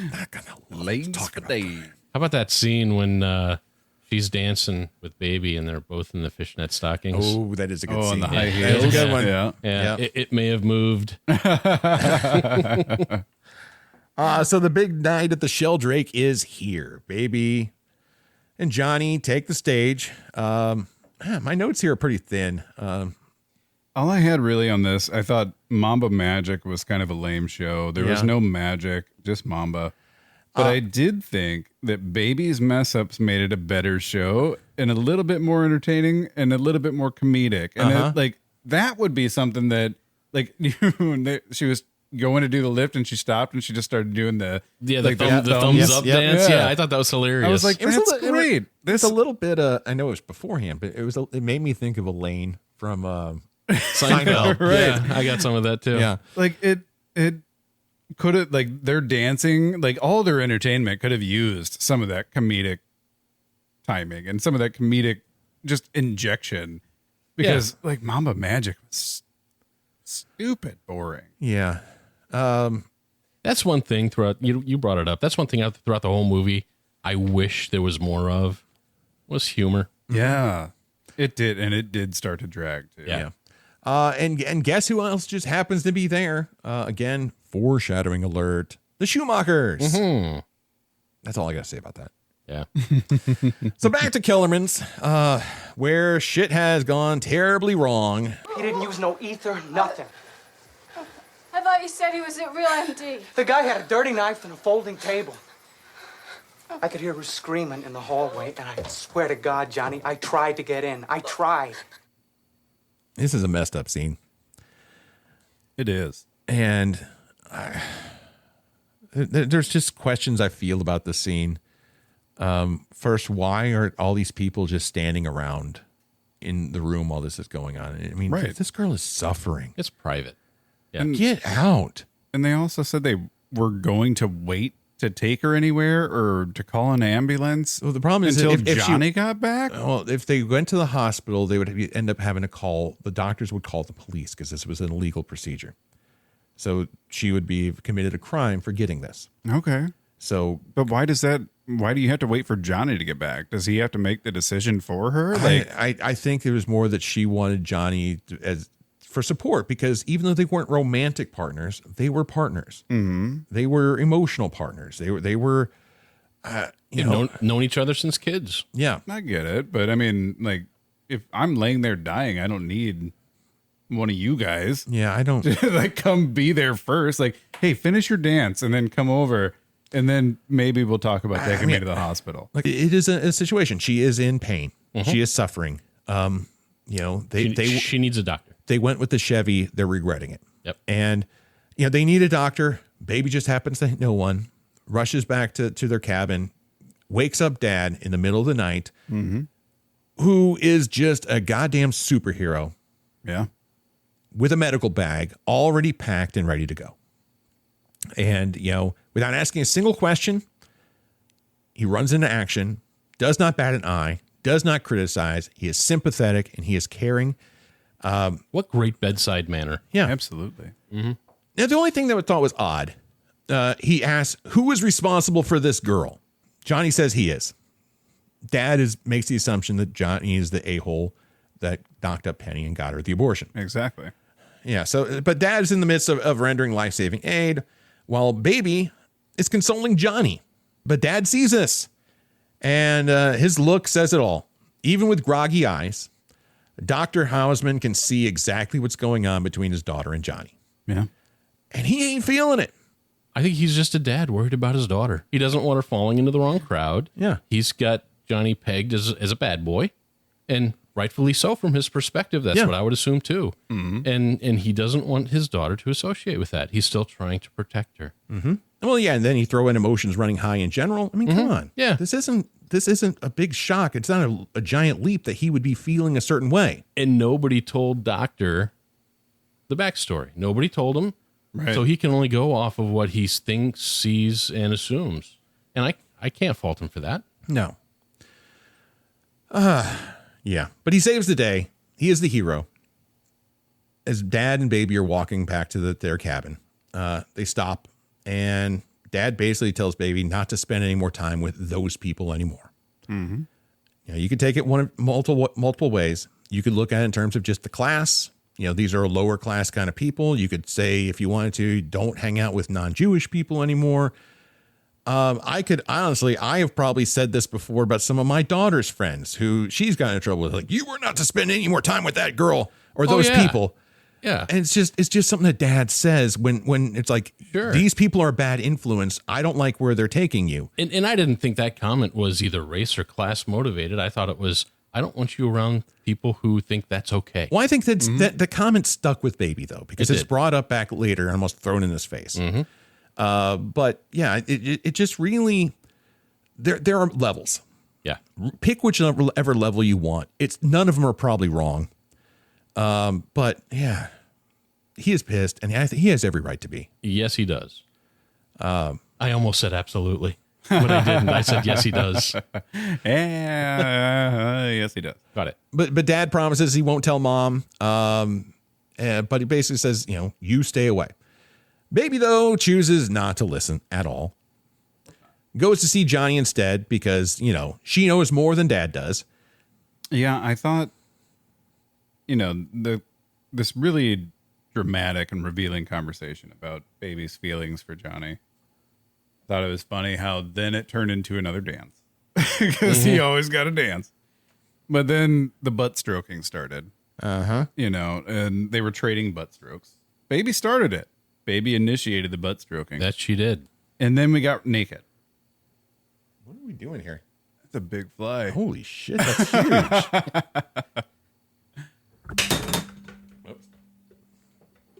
Well, if anything, it scared the shit out of it. Yeah, it's dead over there. Oh, and sweet. Yeah, I see it. It's on the floor. All right. Let's not edit that part.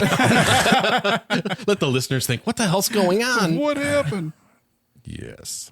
I was victorious against the giant fly.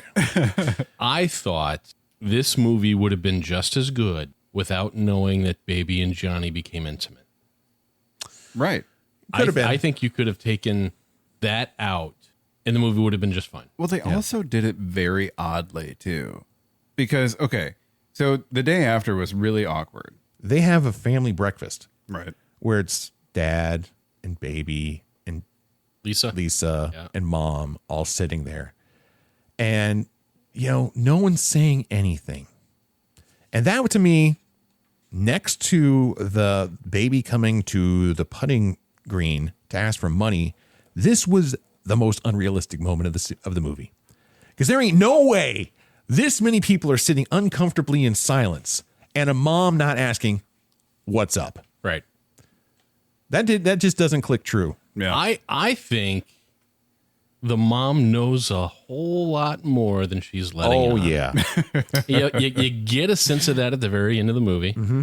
But I think, you don't know it yet, but in hindsight, looking back, I think the mom is a lot sharper to what's going on than what anybody gives her credit for. Well, there are some deleted scenes that you can find on YouTube that show the mom actually having a much bigger role than what she was given in the final cut. Huh. That kind of tell that same idea, that she knew more than what was shown. Neil shows up, acts like a complete douche, talking about the show, who's signing up for the big talent show, and Dad's like, we're leaving. I want out of here. This place sucks. You all suck. I want to go home. He wants to go back to work. He wants to go back to work. But then Lisa's like, but I want to sing at the talent show. I got a hula song to sing. Because she's a really good singer. She's amazing. Yeah. And so Dad gets guilted into staying through the weekend. Following this, though, Baby goes to check on Penny. And finds out that she just missed her dad because he was checking in on Penny because let's just put it out there. If we haven't said it enough, he's a good guy. He is a good guy. Best guy. He's a real good guy. Yeah. And that's what darn good guys do. They check up on people to make sure they're okay. Yep. Mm-hmm. But for the same reason, I guess I'll give Baby credit. She's checking in on Penny, who just shows up, Johnny. And the awkward silence between Johnny and Baby just speaks absolute volumes to Penny. Yeah. Yeah. And Penny calls him out for it. So he says you're gonna be fine, Johnny, right? what are you doing? Don't worry about Max. I'll tell him your grandmother died or something. How many times do you tell me never get mixed up with him? I know what I'm doing, Penny. Do you? But that line also, though, if you really wanted to read into it, could also mean other things. Yep. What do you think you're doing, Johnny? Do you think you know how to navigate the ways of love? Do you think you know how to navigate the complexities of a cultural, racial relationship? Do you think you know how to navigate your way into the hearts and minds of a family to be able to exploit them for your long-term gain? It's unclear, but apparently he knows what he's doing. He knows what he's doing. Back to the cabin. The family is sitting there. It's a rainy day. And let's keep in mind, this is still Friday. Sitting there doing a puzzle with dear old Dad, who she has now betrayed on multiple occasions. And then she just gets up and leaves, giving an absolute bullshit, easily disprovable, and completely unbelievable story about charades in the West Lobby. Mm-hmm. You can't tell me Dad didn't see through that. Right. Well, that's one of the things through this movie. Both daughters snuck out and did things that they weren't supposed to do, and the parents didn't know. I mean, they're sleeping in the same cabin. Right. You should know when they come and go. And I get that, there are activities and such going on, and you can go do this, you can go do that. But holy cow, there's a lot of time where they're just missing. Right. And as a parent, wouldn't you like to say, even though they're 17, hey, where you been? Or where you going? What you been up to? There's been none of that. No, but I think that there is a conflict, an internal conflict, because on one hand, you're trying to be a protective parent. But the other hand, you also understand that your daughters are either adults. Lisa's older than baby. Correct. So she is a full-blown, mature, of age, legal person. Baby is on the verge of going to college where she's going to have complete independence. You are willing to let your children make their own mistakes. Sure. He knows. I mean, it's a rite of passage. We all do it. We all lie to our parents at some point. We usually get away with it. Those are the things that make the great stories that we tell our kids about, knowing that they're going to do the same thing to us. Right. And I think that's exactly where Mom is. I think so. I think she's allowing her daughters to do that, to experience some of the things that you need to experience to grow up. Yeah. I think his only major concern is that, because she's got college coming up, she's got big life plans. His major concern is that she not do anything or get infected by anything that's going to be a problem for her. Because, STDs, they'll stick with you. That could be a problem. Yeah, the gift that keeps on giving. That loss of innocence, not only the sexual innocence, but also all the other innocence just seemed to go out the window. But she goes to hook up with Johnny. And as they're having their pillow talk after deed, she asks the question. She wanted to know his body count. Yeah, she wants to know how many women Johnny has slept with. I don't understand what it's like, baby. You come from the streets and suddenly you're up here and these women, they are throwing themselves at you and they smell so good. And they really take care of themselves. I mean, I never knew women could be like that, And they're so rich, they're so goddamn rich. You think they must know about everything. And they're slipping their room keys in my hands 2 and 3 times a day, different women. And so here I think I'm scoring big, right? And for a while you think, hey, they wouldn't be doing this if they didn't care about me, right? That's all right. I understand. You were just using them, that's all. No, that's not it. That's the thing, baby. See, it wasn't like that. They were using me. It's not like that. They were using me. Well, if that's a bad thing or he needs a stand-in, when I was a younger man, I can't think of a better job. Well, and this is a moment where it's a woman writing a man from a woman's perspective. Because I'm not saying that a man, because my wife and I argued about this vehemently just a few days ago. So I want to be very clear and say, yes, a man can be used sexually. A man can be a victim of different things. I'm not saying they can't.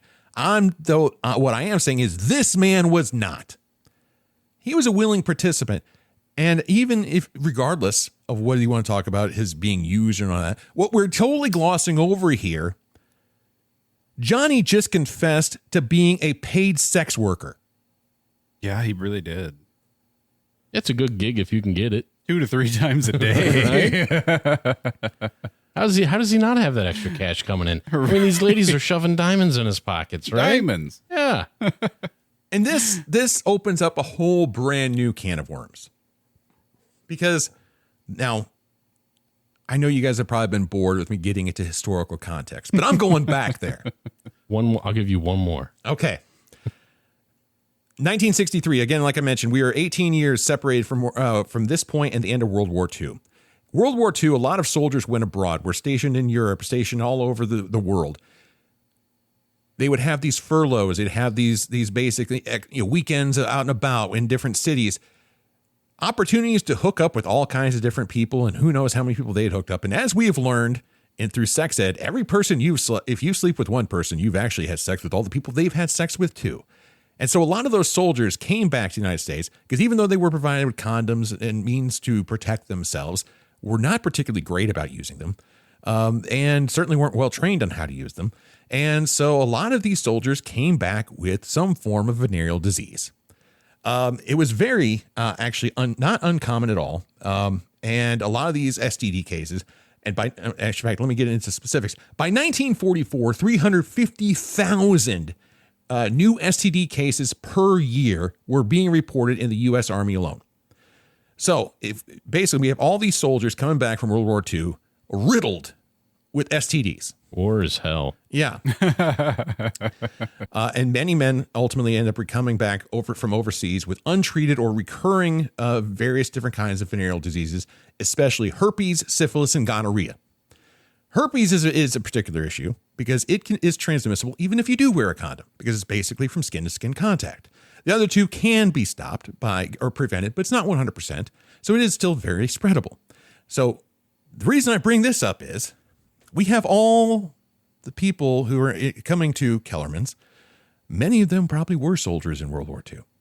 Their wives were banging soldiers from World War II. Johnny was banging the wives of soldiers from World War II who came back with STDs. By extension, Johnny is goddamn patient zero of the Catskills. Spreading who knows what amongst the Jewish population. So that in mind, that's just a game of Russian roulette that baby doesn't even know she's playing with. Dirty. Yeah. She's playing with a dirty pole. I hope they have penicillin in the Peace Corps.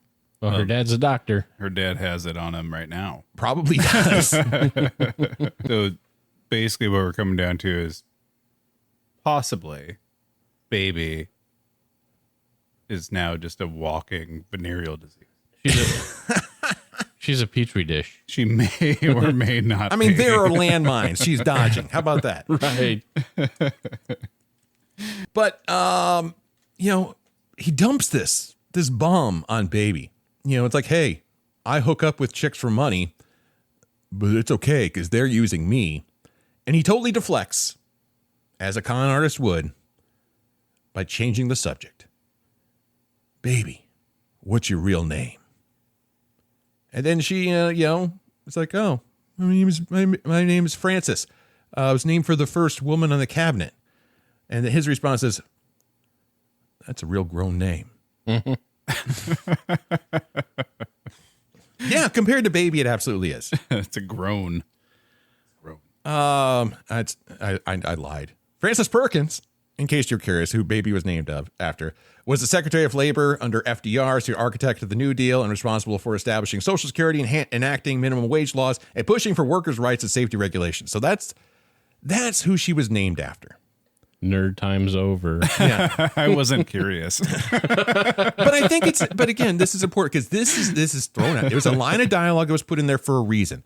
This is who she was named after. Her parents named her after a person who was a liberal badass.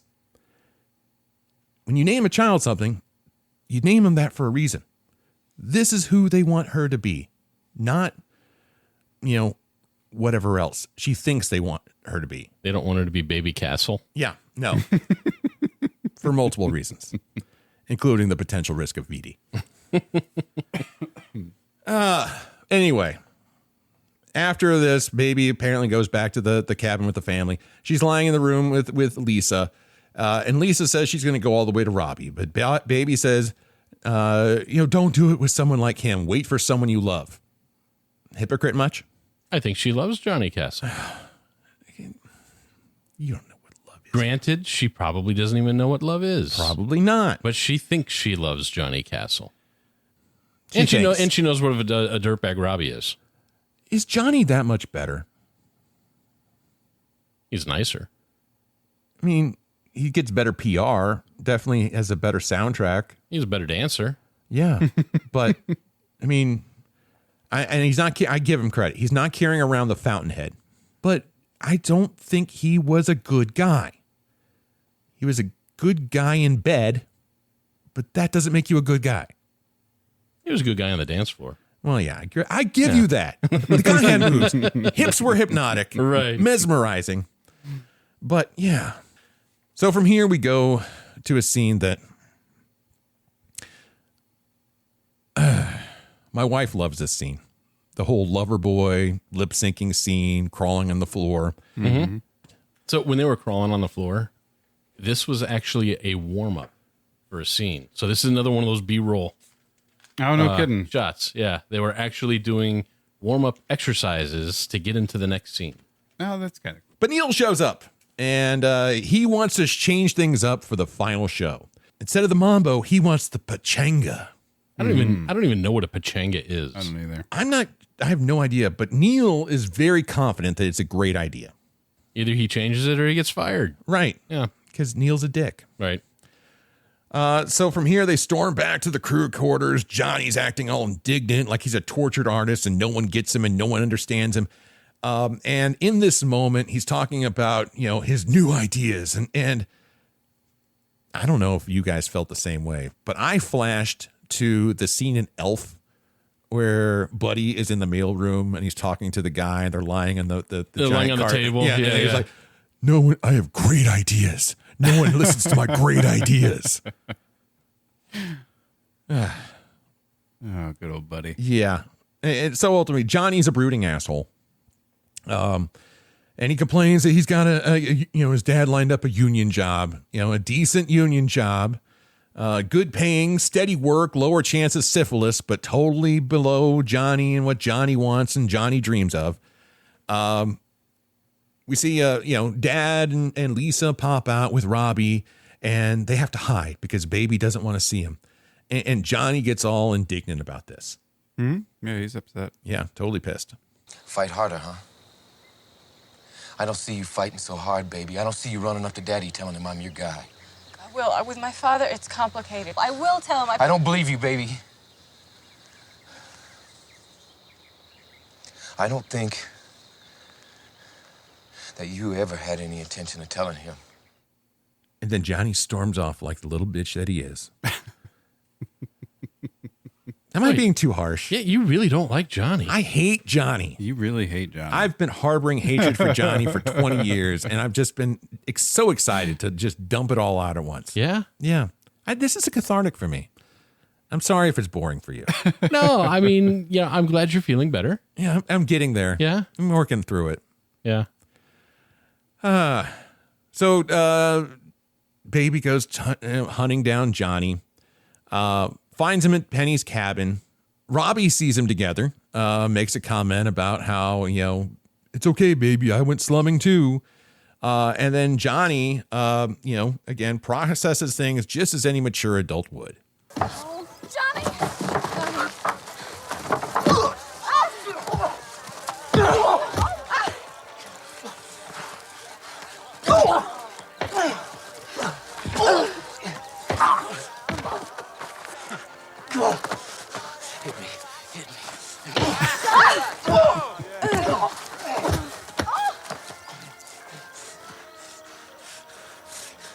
Get out of here. You're not worth it. You're not worth it. You're not worth it. Can I just say that if you're listening to a fight scene without being able to see it, it sounds a whole lot like sex. What kind of sex are you having? Angry sex. Why is it whenever you have fights in TV shows and movies, someone always is like, hit me, hit me? Why do you want to be hit? Like, I don't want to get hit. Why? I mean, who chooses to get hit in the face? That hurts. Plus, Johnny, your face is like one of your most redeemable qualities. Right. You should be like, not in the face, not hit me in the face. Hit me anywhere but the face. Yeah. Punch me in the abs where it'll break your fingers. Yeah. Don't punch me in the junk, though. You might get like a fingernail fungus. Yeah. I mean, I get it. Robbie is a jerk. Robbie is a piece of shit. I think, a lot of people were kind of rooting for him to get his ass kicked somewhere along the line. I know. I mean, I can't fault him entirely. I just, any opportunity I can dump on, I will. And, ultimately, I think it just made Baby want to do him even more. Yeah. And they did. Yeah. A lot. Cut to rehearsals for the big show, where we I somehow simultaneously find that I severely dislike but also sympathize for Lisa. She's up on that stage singing her lungs out. Oh, she's so terrible. She's awful, but she thinks she's great. But she's completely oblivious. Because her parents have told her that she's great. And I don't know who bought her clothes, but she's wearing a pair of shorts that have a giant fish visibly smack dab in the middle of her crotch. Foreshadowing. And I'm like, man, I gotta listen to Lisa sing. But then, hey, Vivian's here. She and her husband's there too. Yeah. You know, her husband Mo at the table calls Johnny over, and he's like, hey, I'm gonna be playing cards all night. And just throws a wad of cash at Johnny, and she's like, hey, why don't you give my wife some extra dance lessons? Full well knowing what that means. He is a straight up knowing and willing cuck. Yeah. He shoves a giant wad of money in Johnny's pocket to give her late night lessons. The horizontal mambo. Yeah. But Johnny turns him down. He's like, I've got all this rehearsal stuff. I just don't have time. And I'm booked. Yeah. And Mo was like, okay, whatever. Vivian, though, is spurned. Baby is aroused. And Lisa, well, she's just whatever Lisa is. Lisa, though, announces to Baby that tonight is the night where two will become one with Robbie. And, then Lisa goes off and takes a trip to the staff quarters in the next scene, later, which we guess would be later that evening, and somehow misses the towel hanging from the doorknob, a universal sign of a bone zone, inside. Mm-hmm. Don't come in. Yeah. I used to use a sock. Yeah. Or a tie. A tie, yeah. She opens the door. She flings that door open with all the CFM she can muster. And what does she find? It's Robbie and what was her name? It was Vivian. Vivian, right? Yeah, Vivian moved on. Mm-hmm. Johnny wasn't available. She went with the next piece of ass she could get. In this case, it was Robbie. So, but just across the way, we have Baby spending the night with Johnny. But the next morning, Vivian sees Johnny and Baby together. And she kind of gives one of these looks like, well, if I can't have him, no one can. And sure enough, we enter into some issues because as they're having breakfast, for some reason, Max and Neil are just airing HR matters out to the family. And they basically out the fact that Johnny is accused of stealing Mo's wallet. Come on, Neil. You'll learn what it's like to fire an employee. No, Mr. Kellerman, wait a minute. I know Johnny didn't take the wallet. I know he didn't take it because he was in his room all night. And the reason I know is because I was with him. Another stake through the heart of Dad. Yeah. It did take some bravery for her to say that in front of Daddy. Yeah. And, she basically says it must have been the Schumachers, because we saw them in the bag and had all these wallets and blah, blah, blah, blah, blah. But yeah, Dad is, man, that's just torture. That's just what a bad week. Yeah. What a shitty vacation. So as any wonder, Dad goes off and he just wants some alone time now. Everyone's just been pissing him off. He's just going to sit in the gazebo. He just needs to sit, watch the waves, quiet, decompress, process. But here comes Baby. I'm sorry I lied to you. But you lied too. You told me everyone was alike and deserved a fair break. But you meant everyone who was like you. You told me you wanted me to change the world, make it better. But you meant by becoming a lawyer or an economist and marrying someone from Harvard. I'm not proud of myself. But I'm in this family too, and you can't keep giving me the silent treatment. There are a lot of things about me that aren't what you thought. But if you love me, you have to love all the things about me. And I love you. But I'm sorry I let you down. I'm so sorry, Daddy. But you let me down, too. Really? Nah, not really. Yeah, what did he do to let her down? He had feelings? I mean, because her statement, if you love me, you'll love all the things I do, or all the choices. You know, it's not. Like, it's fine for parents to have expectations. Yeah. Like, as your kids grow and get older, yeah, you probably have to change your expectations based on who they become. But, like, how did he let her down? Well, and it's also fine for a parent to be disappointed. Absolutely. Mm-hmm. Yeah. Aha, there's that word again. I said it 15 times so far. Hope you're not drinking whiskey. Yeah. I thought the dialogue in that exchange could have been so much better. It could have been. You know, and for that, it's not even an exchange because their dad doesn't say a word. No. No, he talks with his expression. He does. Because again, this is back to the point. If you could watch this movie on mute, and just from the looks, you can figure out what was. There's it. They say volumes with just their glances and their eyes. But yeah, I mean, she calls him out for being elitist, basically. And I mean, what elitism? When shit went bad, he didn't lecture, he didn't judge, he just helped. He fixed. He treated Penny with dignity and urgency more than anyone else at that resort. You know, the whole allegation of conditional love. You know, you only love me when I play by your rules. You know, I don't think he's done anything close to that. No. He's been quiet and he's been sad. How could you expect him not to be? I mean, do you want him just to blow up? And I thought he reacted totally naturally. Yeah. You know, to the situations around him. And again, I fault Baby. Nobody has set him straight on what the real skinny is. No. Mm-hmm. So she knows what he assumes, and she's got to know that she assumed that too. But I don't know if knowing even more would actually help anything. Because the bottom line is, this is just a man who is processing, who will do the right thing regardless. Well, at the end of the movie, he knows more, and it changes things then. Let's be clear. The only fact he is off on the mark on is that Johnny did not knock up Penny. Correct. That's the only fact he's off on. Everything else, he's on the mark. What he doesn't know beyond that is only makes the story worse. He doesn't know that Johnny is a gigolo. But he does know that Johnny's banging his daughter. Yes. Ultimately, I mean,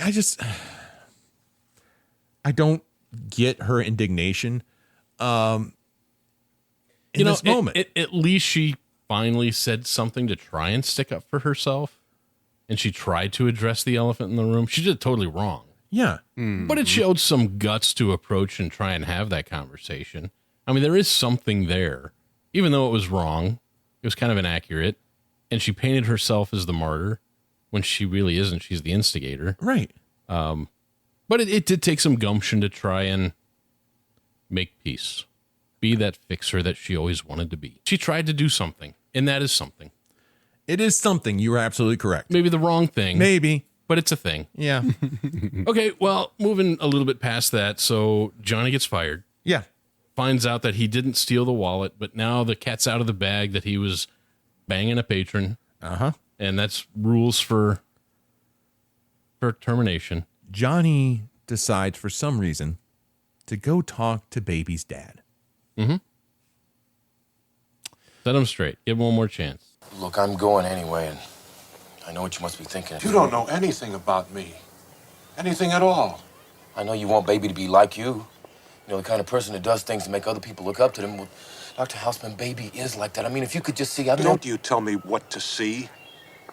I see someone in front of me who got his partner in trouble and sent her off to some butcher while he moved on to an innocent young girl like my daughter.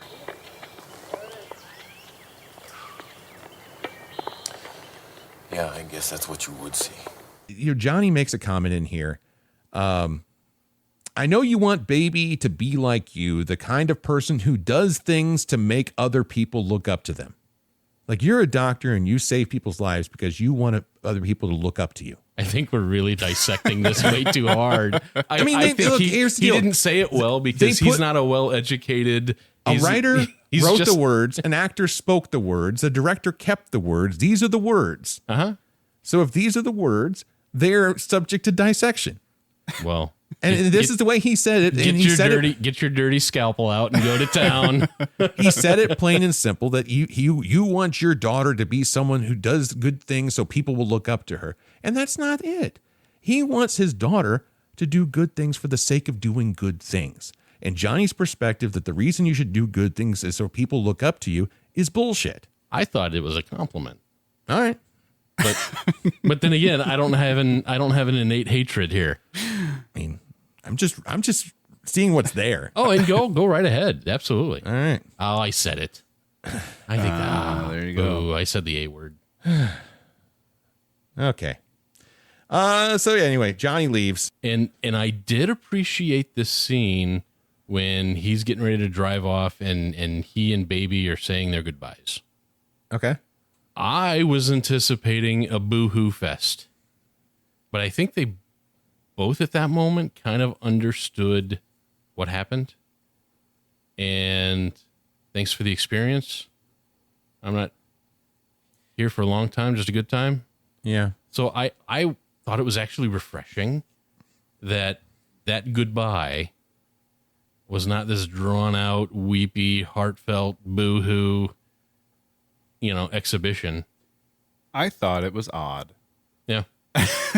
Like, I didn't think it fit because they've had these really deep emotional connections, coming of age conversations, right? And they've shared so much and like bared their souls. And they talked about, like, she even said at one point, she's like, it's something along the lines of, I don't know if it'll be if I'll ever love anybody the same way, or I know if I'll ever feel the same way about anybody other than you, like it got real heavy. And when he's leaving, he just goes, I'll see you. And he gets in the car and he peels out. And I'm like, what? Like, where did this come from? Like, there's no, like, if they would have said something in that dialogue of like, hey, it was good while it lasted and whatever, that would have made more sense. But for how emotional they were throughout this entire thing together, for them to have this unemotional exit, I felt out of place to me.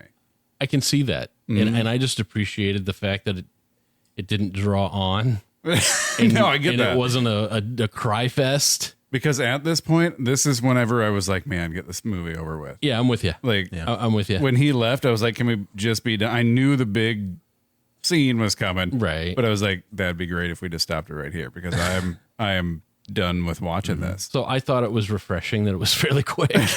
Like, moving along. Let's go. I think what we didn't talk about though is She's Like the Wind, which is our second 80s era song crammed into a 60s movie.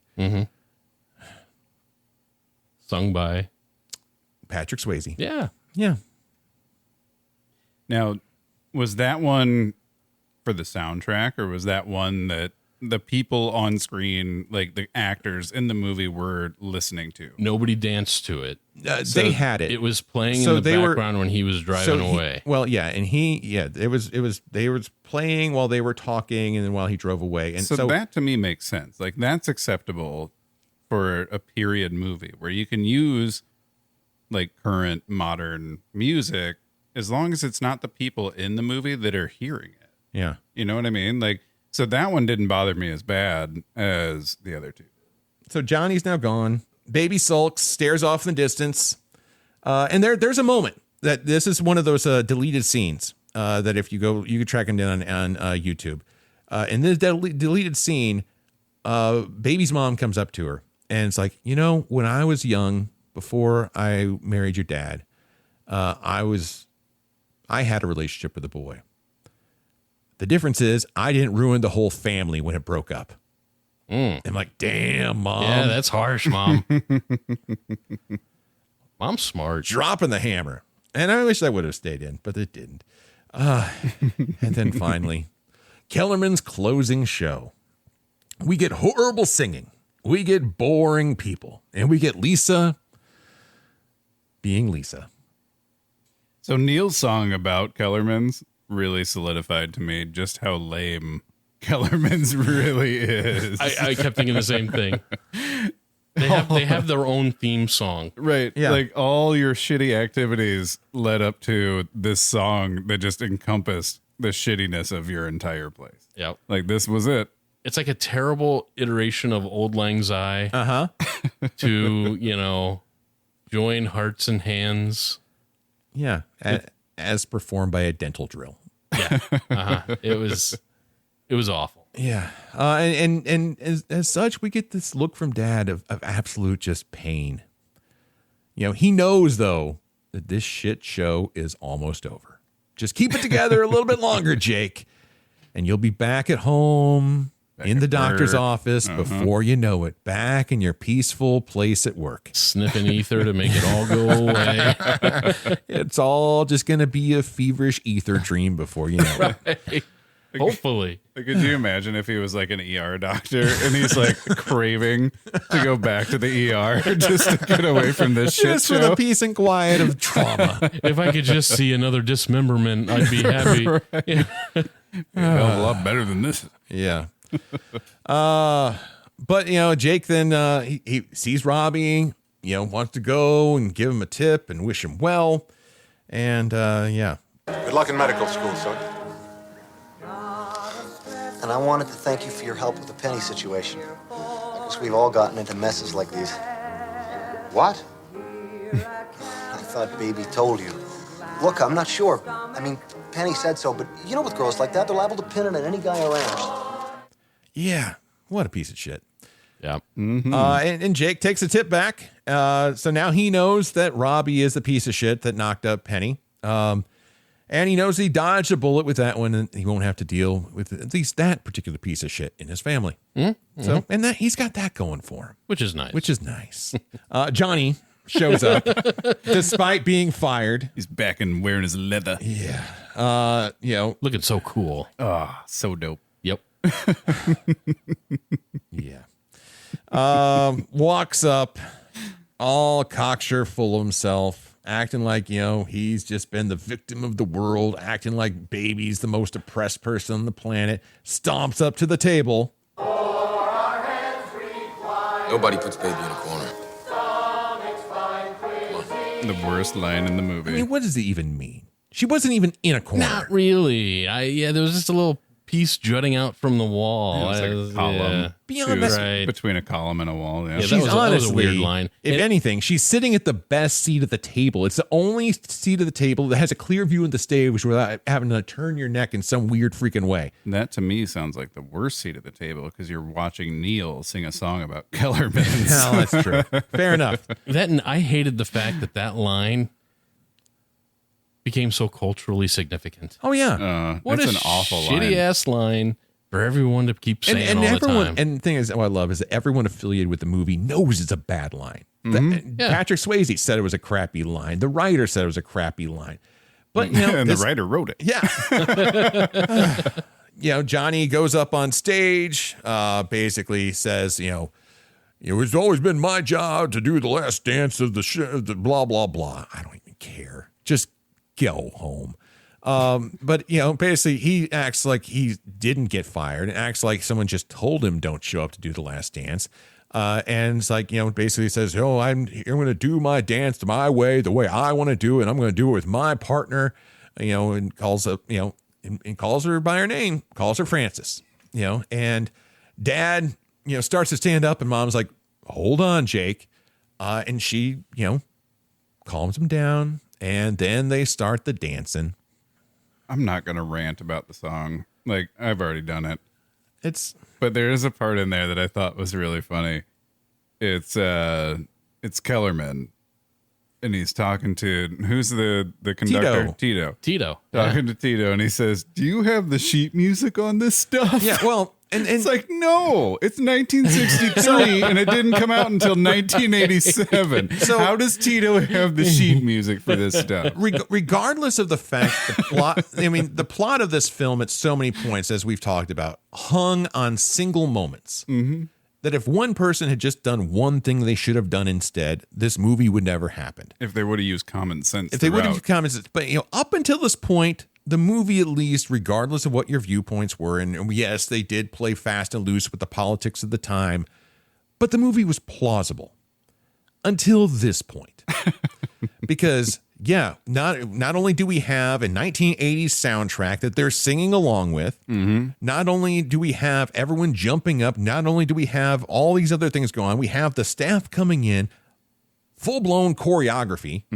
Yeah, I did notice that. And it's like everyone knows what everyone's supposed to do. It's a magical time. Tito's suddenly in the orchestra out there playing along with the song.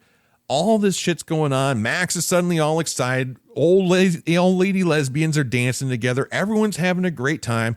And then you have, the moment of all moments, the lift. Now, I will say this. On my most recent viewing, that moment gave me the chills. I felt it. I felt that moment. Despite everything else I've said about this movie, I will give it that. I felt that moment.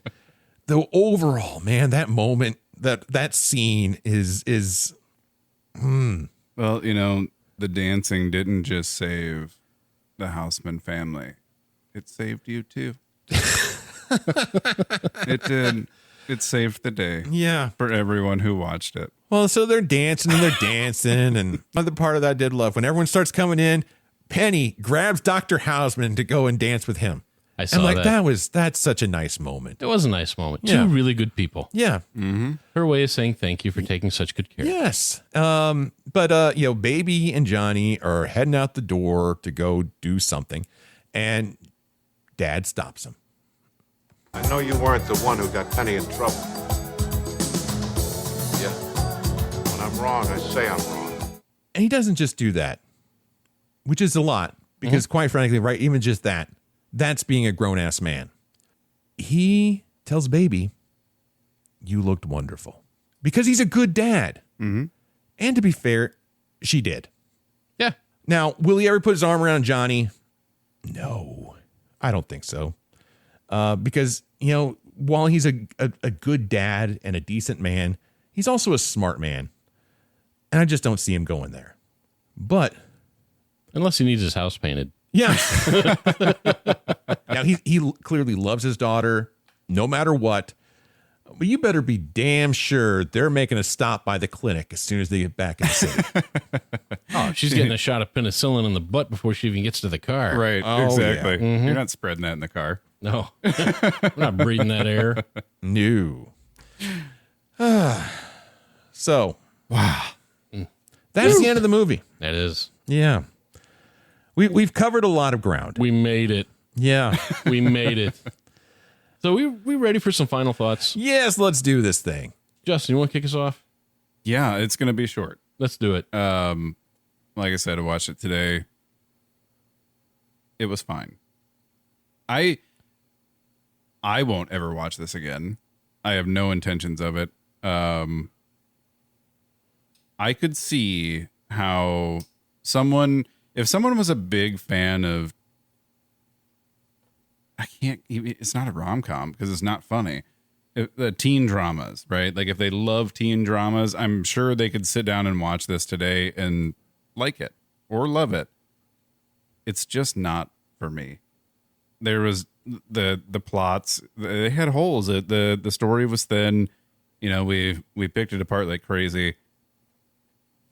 It's not my jam. I won't watch it again. Does it hold up? I guess for some people. Like, did it hold up for me? No. Like, it's not for me. That's it. Yeah, that was short and sweet. Yeah. I'm probably going to say the same thing, just a little longer. All right. I hated this movie when I was a kid because my sister was always watching it. I hadn't seen it in multiple decades. And when I rewatched it, I didn't hate it as much as I thought I would. Mm-hmm. I still didn't like it. Yeah. But I appreciate it. And I can appreciate the film's boldness in addressing topics, kind of taboo topics like abortion, class inequality, sexual awakenings, stuff like that. But, I also appreciate the footprint it left on American culture. For a time, it was such a huge influence, especially that soundtrack. I can also appreciate the dancing. That stuff was impressive. Mm-hmm. But at the end of the day, Dirty Dancing isn't just about the hip thrusts and the gyrations. It's about embracing the chemistry, the passion, and the pleasure that comes with stepping into the unknown and dancing like no one's watching, even though everybody's watching.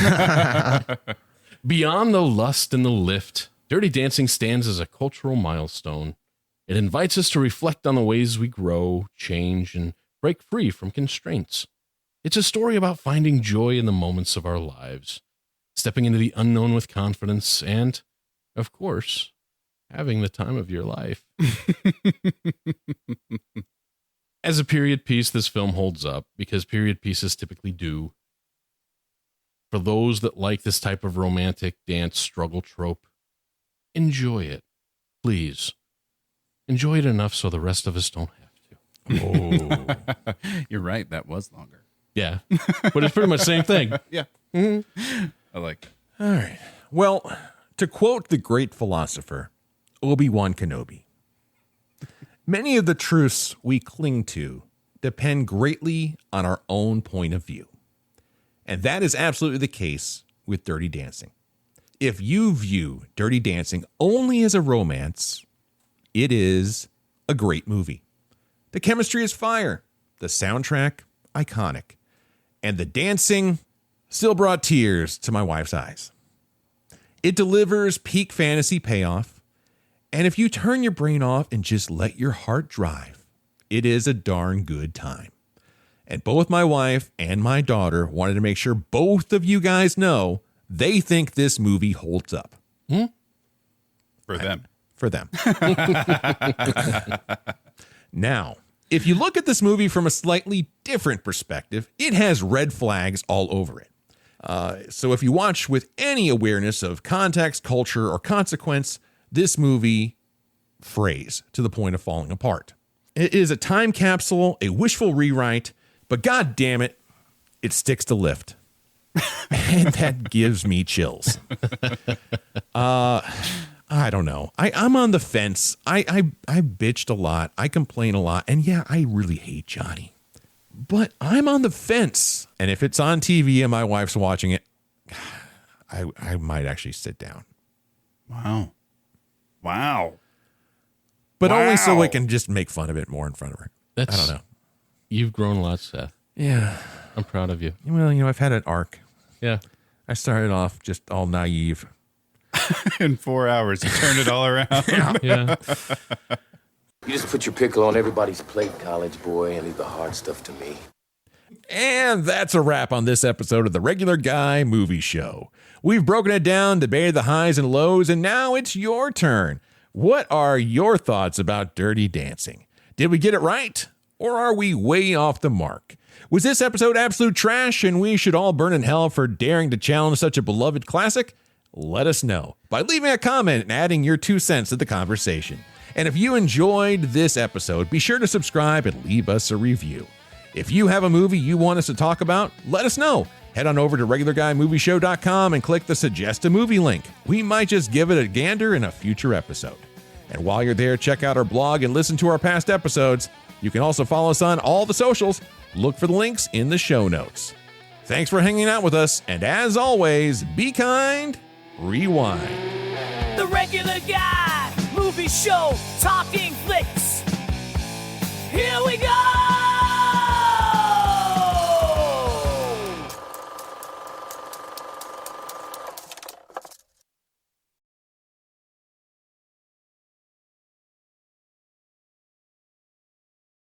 I'm going to bring something up my wife actually shared with me about the movie. Oh, yeah. So my wife came in while I was watching it, and she knows the movie well. She doesn't care for the movie, like a lot of people don't. And it was the scene where her arm was being traced down, and she got the giggles. Yeah. And Katie made a pretty fun comment. She said, this movie would be a lot better if they were strategically placed inappropriate fart noises. And I thought that was a wonderful idea for a parody. Yeah, my absolutely. God, I'd be on board. Yeah. I would be. I think that would be. Because with all the facial expressions, you could even get rid of the dialogue. Oh, yeah. And with the facial expressions, I think you could slip some in the perfect spot. I think it would be hilarious. Yeah, it would be. Especially with the gyrating that goes on with Patrick Swayze the whole time. Right. Jerky motions. When he goes to lift her up in the lake, you could have a real wet, juicy one. Oh, bubbles popping up. Yeah. Right. Yeah, I think this movie lends itself well to inappropriate fart noises. I agree.